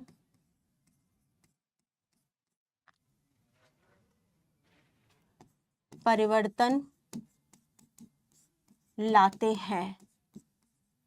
जैसे कि आपने देखा होगा कि सद्भाव का सिद्धांत, हार्मनी नॉट डिस्कॉर्ड, ये सिद्धांत हो गया। ग्रुप में कार्य करना, ठीक है, और समय अध्ययन, तकनीकी थकान अध्ययन, ये सारी तकनीक जो है, कार्यात्मक मजदूरी विधि, इन तकनीकों के माध्यम से एक प्रबंधक अपने कर्मचारियों के साथ अपने संबंध को मधुर रखता है और कर्मचारी भी अपनी जितने भी कर्तव्य हैं उनको पूरी तरह से निभाते हैं। तो इस प्रकार से मानसिक क्रांति लाई जाती है वैज्ञानिक प्रबंध या वैज्ञानिक दृष्टिकोण को अपना करके कार्यों को करते समय, जिससे कि अधीनस्थ और अधिकारी यानी प्रबंधक और कर्मचारी एक दूसरे के प्रति अच्छा सोच या अच्छा व्यवहार बनाते हैं, जो कि पूरे के पूरे संगठन में के लिए सही होता है। तो मानसिक क्रांति लाई जा सकती है प्रबंधक के द्वारा वैज्ञानिक प्रबंध के सिद्धांतों को अपना करके। जैसे कि देखो, मानसिक क्रांति का आशय क्या होता है? श्रमिकों एवं प्रबंधकों दोनों पक्षों की मान्यताओं एवं विचारों में क्रांतिकारी परिवर्तन लाना। अच्छे एवं नवीन औजार तभी सुखद परिणाम दे सकते हैं जबकि उद्योगपति और श्रमिक के मानवीय संबंध सुदृढ़ हो, मजबूत हो। टेलर के अनुसार वैज्ञानिक प्रबंध को सफल बनाने के लिए यह सबसे अधिक आवश्यक भी है कि कर्मचारी और प्रबंधक के बीच में मधुर संबंध हो। उनके अनुसार मानसिक क्रांति की जहां एक ओर श्रमिकों को जरूरत है तो वहीं दूसरी ओर स्वामियों को भी जरूरत है, क्योंकि इससे सहयोग की भावना प्रबल होती है जो दोनों के लिए, दोनों पक्षकार के लिए हितकारी है। सामान्यतः श्रमिकों एवं मालिकों में झगड़े का कारण लाभ का विभाजन या बंटवारा है। स्वामी चाहते हैं कि लाभ का अधिक हिस्सा उन्हें मिले, जबकि श्रमिक चाहते हैं कि लाभ का अधिक हिस्सा उन्हें मिले। यहीं से मानसिक क्रांति की आवश्यकता का जन्म होता है। तो टेलर का कहना था या मानना था कि दोनों को लाभ के बंटवारे की अपेक्षा लाभ में वृद्धि की बात को सोचना चाहिए कि लाभ कैसे बढ़ जाए। यदि लाभ बढ़ जाएगा तो अपने आप ही दोनों के लाभ के अंशों में वृद्धि होगी, है ना। तो लाभ बढ़ाने के लिए यानी कार्य को अच्छे से करना है। तो यदि ऐसा संभव हो जाए कि उत्पादन में वृद्धि होगी, लाभ इतना अधिक होगा कि लाभ के बंटवारे की बात महत्वहीन हो जाएगी, लाभ ही अधिक हो जाएगा तो सबको मिलेगा अच्छा से ज्यादा लाभ। तो कार्य ऐसे कराए जाए कि लोग एक दूसरे का सहयोग करें। तो निष्कर्ष के रूप में टेलर ने स्वयं कहा कि वैज्ञानिक प्रबंध कोई दैवी शक्ति नहीं है, यह कोई क्षमता, विधि अथवा लागत मालूम करने की प्रणाली भी नहीं है, यह समय अथवा गति अध्ययन भी नहीं है और ना ही क्रियात्मक संगठन की कोई प्रणाली है। यह तो वास्तव में किसी कार्य अथवा कार्यक्रम में लगे श्रमिकों एवं अधिकारियों के दृष्टिकोण में आमूल परिवर्तन लाने की व्यवस्था होती है। हम इस प्रकार से लोगों के व्यवहार में परिवर्तन लाएं कि वो एक दूसरे के लिए मिलकर कार्य करें, यही है मानसिक क्रांति। तो वैज्ञानिक प्रबंध के कई सारे सिद्धांत बेटा इस बात पर जोर देते हैं कि जो श्रमिक हैं, जो प्रबंधक हैं, वो दोनों के व्यवहारों में अच्छा अनुकूल परिवर्तन हो। जैसे कि अगर हम बात करें तो एक होता है आपका सहयोग, न कि व्यक्तिवाद।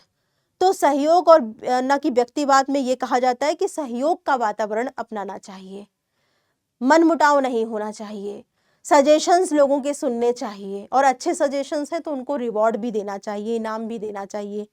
इससे क्या हुआ, कर्मचारी खुश होंगे, आगे फिर से सजेशंस देंगे। लाभों का जब बंटवारा किया जाए तो उसमें सबसे पूरा ध्यान दिया जाए कि सभी व्यक्तियों को लाभों में अच्छा खासा हिस्सा मिले। श्रमिक को भी, यदि कंपनी लाभ अर्जित कर रही तो श्रमिक को भी बोनस मिले। इन्हीं बातों पर ज्यादा से ज्यादा वैज्ञानिक प्रबंध का या टेलर का ध्यान रहा है, जिससे कि मानसिक क्रांति अपने आप आई, लोगों के व्यवहारों में परिवर्तन आया। अभिप्रेरणा की प्रक्रिया को स्पष्ट कीजिए। तो अभिप्रेरणा की प्रक्रिया बेटा आप इस तरह से स्पष्ट कर सकते हैं। अभिप्रेरणा की शुरुआत होती कैसे है? जब किसी व्यक्ति की कुछ आवश्यकताएं हैं जो कि संतुष्ट नहीं हुई हैं। ठीक, अगर किसी व्यक्ति की कोई आवश्यकता ही नहीं है तो फिर वो व्यक्ति अभिप्रेरित नहीं हो सकता है। तो इसकी शुरुआत होती है असंतुष्ट आवश्यकताओं से। उसके बाद जब आवश्यकताएं आती हैं, नीड आती हैं, तो तनाव आता है, स्ट्रेस आता है। व्यक्ति चाहता है कि कैसे वो अपने इस आवश्यकताओं को, अपनी इन जरूरतों को कैसे पूरा करे, तो तनाव आता है। फिर तनाव का जन्म होने के बाद आवेग आता है। आवेग का मतलब है कि बस किसी भी तरह से, एनी हाउ, बस जल्दी से जल्दी मेरी ये आवश्यकता पूरी हो जाए।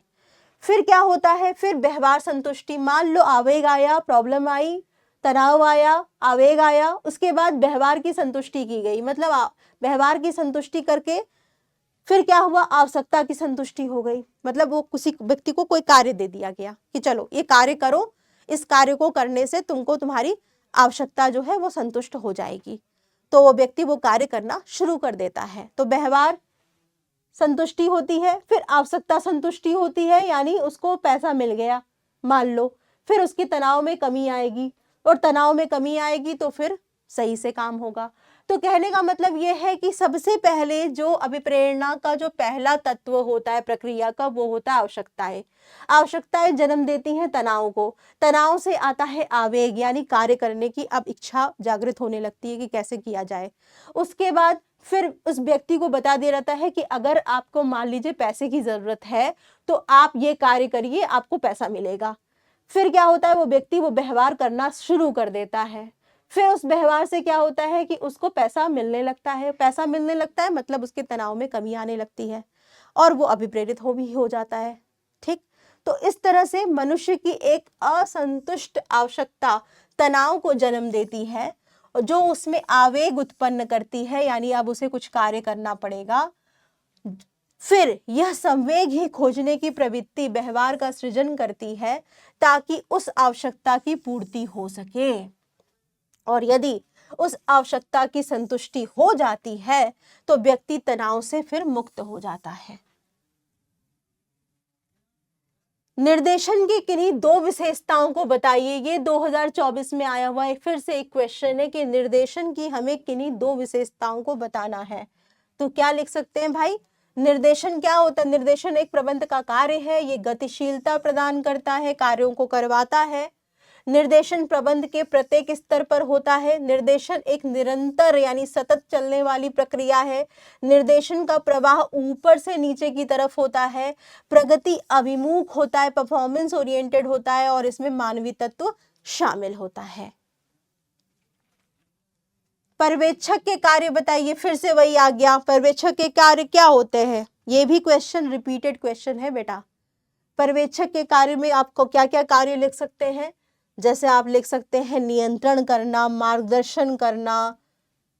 ठीक, निर्देशन में सहायक होता है, नियंत्रण में सहायक होता है, संसाधनों का कुशलतम उपयोग करता है यानी अपव्यय को देखता है, निर्देश का सूचना का प्रवाह होता है। ठीक है, तो ये सारे क्या है, पर्यवेक्षण के महत्व या कार्य हो सकते हैं। बहुत सारे कार्य हैं, प्रतिपुष्टि, अनुशासन, अभिप्रेरणा का माध्यम, संप्रेषण में सुधार। आपको कोई भी तीन इसमें से लिखना है। फ्योल के प्रबंध के सिद्धांत लिखिए बेटा। तो फ्योल ने जितने भी प्रबंध के सिद्धांत दिए हैं, कितने दिए हैं? 14 दिए हैं। आप 14 सिद्धांत अगर आपको याद है तो पूरे के पूरे 14 लिख दो 2 नंबर में। एक्सप्लेन नहीं करना, इसकी व्याख्या नहीं करनी है, सिर्फ लिखना है। तो फिर कौन कौन से है? कार्य विभाजन, अधिकार एवं उत्तरदायित्व, अनुशासन, आदेश की एकात्मकता का सिद्धांत, निर्देश की एकात्मकता का सिद्धांत, आदेश यानी unity of command, unity of direction, सामूहिक हितों के लिए व्यक्तिगत हितों का समर्पण, कर्मचारियों को उचित पारिश्रमिक का सिद्धांत, केंद्रीकरण विकेंद्रीकरण का सिद्धांत, सोपान श्रृंखला यानी स्केलर चैन, व्यवस्था का सिद्धांत, प्रिंसिपल ऑफ ऑर्डर, समता का सिद्धांत, प्रिंसिपल ऑफ इक्विटी, कर्मचारियों के कार्य में स्थायित्व का सिद्धांत, stability of tenure of personal, पहल करने की क्षमता का सिद्धांत, प्रिंसिपल ऑफ इनिशिएटिव, सहयोग की भावना का सिद्धांत। ठीक, ये सारा जो है वो आपका क्या है? एस्प्री डे कॉर्प्स प्रिंसिपल, सहयोग की भावना का सिद्धांत। ये सब प्रबंध हेनरी फ्योल के 14 साधारण प्रबंधकीय सिद्धांत हैं। इसके बाद देखो बेटा, नेक्स्ट क्वेश्चन है केंद्रीकरण तथा विकेंद्रीकरण में अंतर बताइए। सेंट्रलाइजेशन और डिसेंट्रलाइजेशन में क्या डिफरेंस है, क्या अंतर है? तो देखो, इसको आप लोग इस तरह से लिख सकते हैं कि केंद्रीकरण किसी संस्था में विकेंद्रीकरण बिंदुओं पर व्यवस्थित व स्थायी ढंग से अधिकार सुरक्षित रखने की प्रक्रिया है, जबकि विकेंद्रीकरण संगठन के आकार व फैलाव का एक कार्य है। मतलब केंद्रीकरण का अर्थ के आधार पर, अर्थ क्या कहता है? केंद्रीकरण का मतलब होता है निर्णय लेने की शक्ति कुछ लोगों के हाथ में रखना। विकेंद्रीकरण का अर्थ होता है कि निर्णय लेने की शक्ति सभी स्तरों पर कार्य करने वाले लोगों को प्रदान कर देना। ठीक है, तो फिर केंद्रीकरण क्या है? केंद्रीकरण कहीं ना कहीं अधिकार सत्ता को जन्म देता है, विकेंद्रीकरण अधिकार सत्ता के बंटवारे को जन्म देता है। ठीक है, केंद्रीकरण उच्च स्तर पर पाया जाता है, विकेंद्रीकरण हर स्तर पर पाया जाता है। तो केंद्रीकरण निर्णय व विभिन्न क्रियाओं में एकात्मकता लाने से सहायक होता है, जबकि विकेंद्रीकरण में व्यवस्थित रूप से निर्णय संबंधी अधिकारों को अधीनस्थ कर्मचारियों को सौंपा जाता है। प्रत्येक चीज जो अधीनस्थ का महत्व घटाती है केंद्रीकरण है। केंद्रीकरण की प्रक्रिया में अधीनस्थ का यानी सबऑर्डिनेट का जो इंपॉर्टेंस है वो कम हो जाता है, क्योंकि अधिकार उनके पास होते नहीं है। जबकि विकेंद्रीकरण में अधीनस्थ का महत्व बढ़ जाता है, क्योंकि उन्हें भी निर्णय लेने का कुछ न कुछ अधिकार मिल जाता है। केंद्रीकरण में निम्न व मध्यम स्तरीय अधिकारियों का निर्णय लेने के अधिकार बहुत कम कर दिए जाते हैं। उच्च स्तर का जो अधिकारी है वही निर्णय लेता है, जबकि विकेंद्रीकरण में हर स्तर के अधिकारी, हर स्तर के व्यक्ति को कुछ न कुछ अधिकार होते हैं निर्णय लेने के। भर्ती और चयन में क्या अंतर है भाई? तो भर्ती और चयन दोनों क्या है? नियुक्तिकरण के अंदर पाए जाते हैं। इन दोनों में अंतर की अगर हम बात करें तो सबसे पहले मीनिंग के आधार पर यानी अर्थ के आधार पर, या रिक्त पदों के लिए उम्मीदवारों को ढूंढने और उन्हें आवेदन करने के लिए प्रोत्साहित करने की एक प्रक्रिया है। भर्ती में क्या होता है? भर्ती में रिक्त पद को भरे जाने के लिए आवेदन को आमंत्रित करने के लिए विज्ञापन डालने की प्रक्रिया भर्ती है। ठीक है, जबकि चयन क्या है? चयन यह सही किस्म के उम्मीदवारों को चुनने और उन्हें काम पर रखने की प्रक्रिया है। चयन एक चुनने की प्रक्रिया है, किस प्रकार के व्यक्ति को? सही उम्मीदवार को, जिनका भर्ती से आवेदन प्राप्त हुआ है, उन्हें कहने के परीक्षण और साक्षात्कार के माध्यम से उचित उम्मीदवार को चुनना ही चयन है। उद्देश्य की अगर हम बात करें तो इसका उद्देश्य रिक्त पदों के लिए अधिक से अधिक उम्मीदवार को आकर्षित करना है, जबकि इसका उद्देश्य अनुपयुक्त उम्मीदवारों को अस्वीकार कर देना है, उनकी छटनी कर देना है और रिक्त पदों के लिए सर्वाधिक उपयुक्त जो लोग हैं उनको लेना है। अगर हम इसकी प्रकृति यानी नेचर की बात करें तो यह एक घनात्मक यानी सकारात्मक प्रक्रिया है भर्ती। क्यों भाई? क्योंकि भर्ती लोगों को यह बताती है कि अब उन्हें रोजगार के अवसर मिलने की संभावना है, तो भर्ती आवेदन आमंत्रित करती है, अतः यह सकारात्मक प्रक्रिया है। जबकि चयन में क्या होता है? चयन में जो चयनित उम्मीदवार होते हैं उनकी संख्या कम होती है और जो अचयनित उम्मीदवार होते हैं उनकी संख्या ज्यादा होती है। अतः जो लोग चयन नहीं पा पाए या जिनका चयन नहीं हुआ उनके लिए चयन जो है वो एक ऋणात्मक प्रक्रिया है। क्रम की अगर हम बात करें तो चयन से पहले भर्ती होती है, जबकि अगर हम चयन की बात करें तो भर्ती के बाद चयन किया जाता है।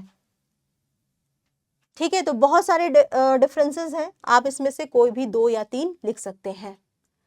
प्रशिक्षण के किन्हीं 4 लाभों को बताइए भाई। तो प्रशिक्षण यानी ट्रेनिंग के जो 4 लाभ हैं, अगर हम संस्था की बात करें तो काम सीखने के समय में कमी होती है, उत्पादकता में वृद्धि होती है, दृष्टिकोण निर्माण में सहायक होता है प्रशिक्षण, कार्य करने की समस्याओं को हल करने में सहायक है और परिवर्तन को अपनाने में भी सहायक है।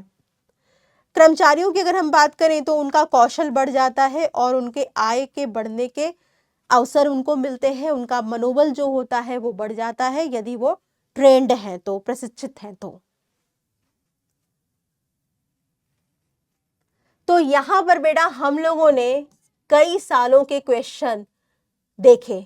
ठीक है, PYQs हमने 2 मार्क्स के बिहार बोर्ड में जो आए हुए क्वेश्चन हैं वो सारे क्वेश्चन हम लोगों ने यहां पर पाए। चैप्टर नंबर 1 से लेकर के चैप्टर नंबर 8 तक, यानी हमने प्रबंध की प्रकृति एवं महत्व से लेकर के हमने नियंत्रण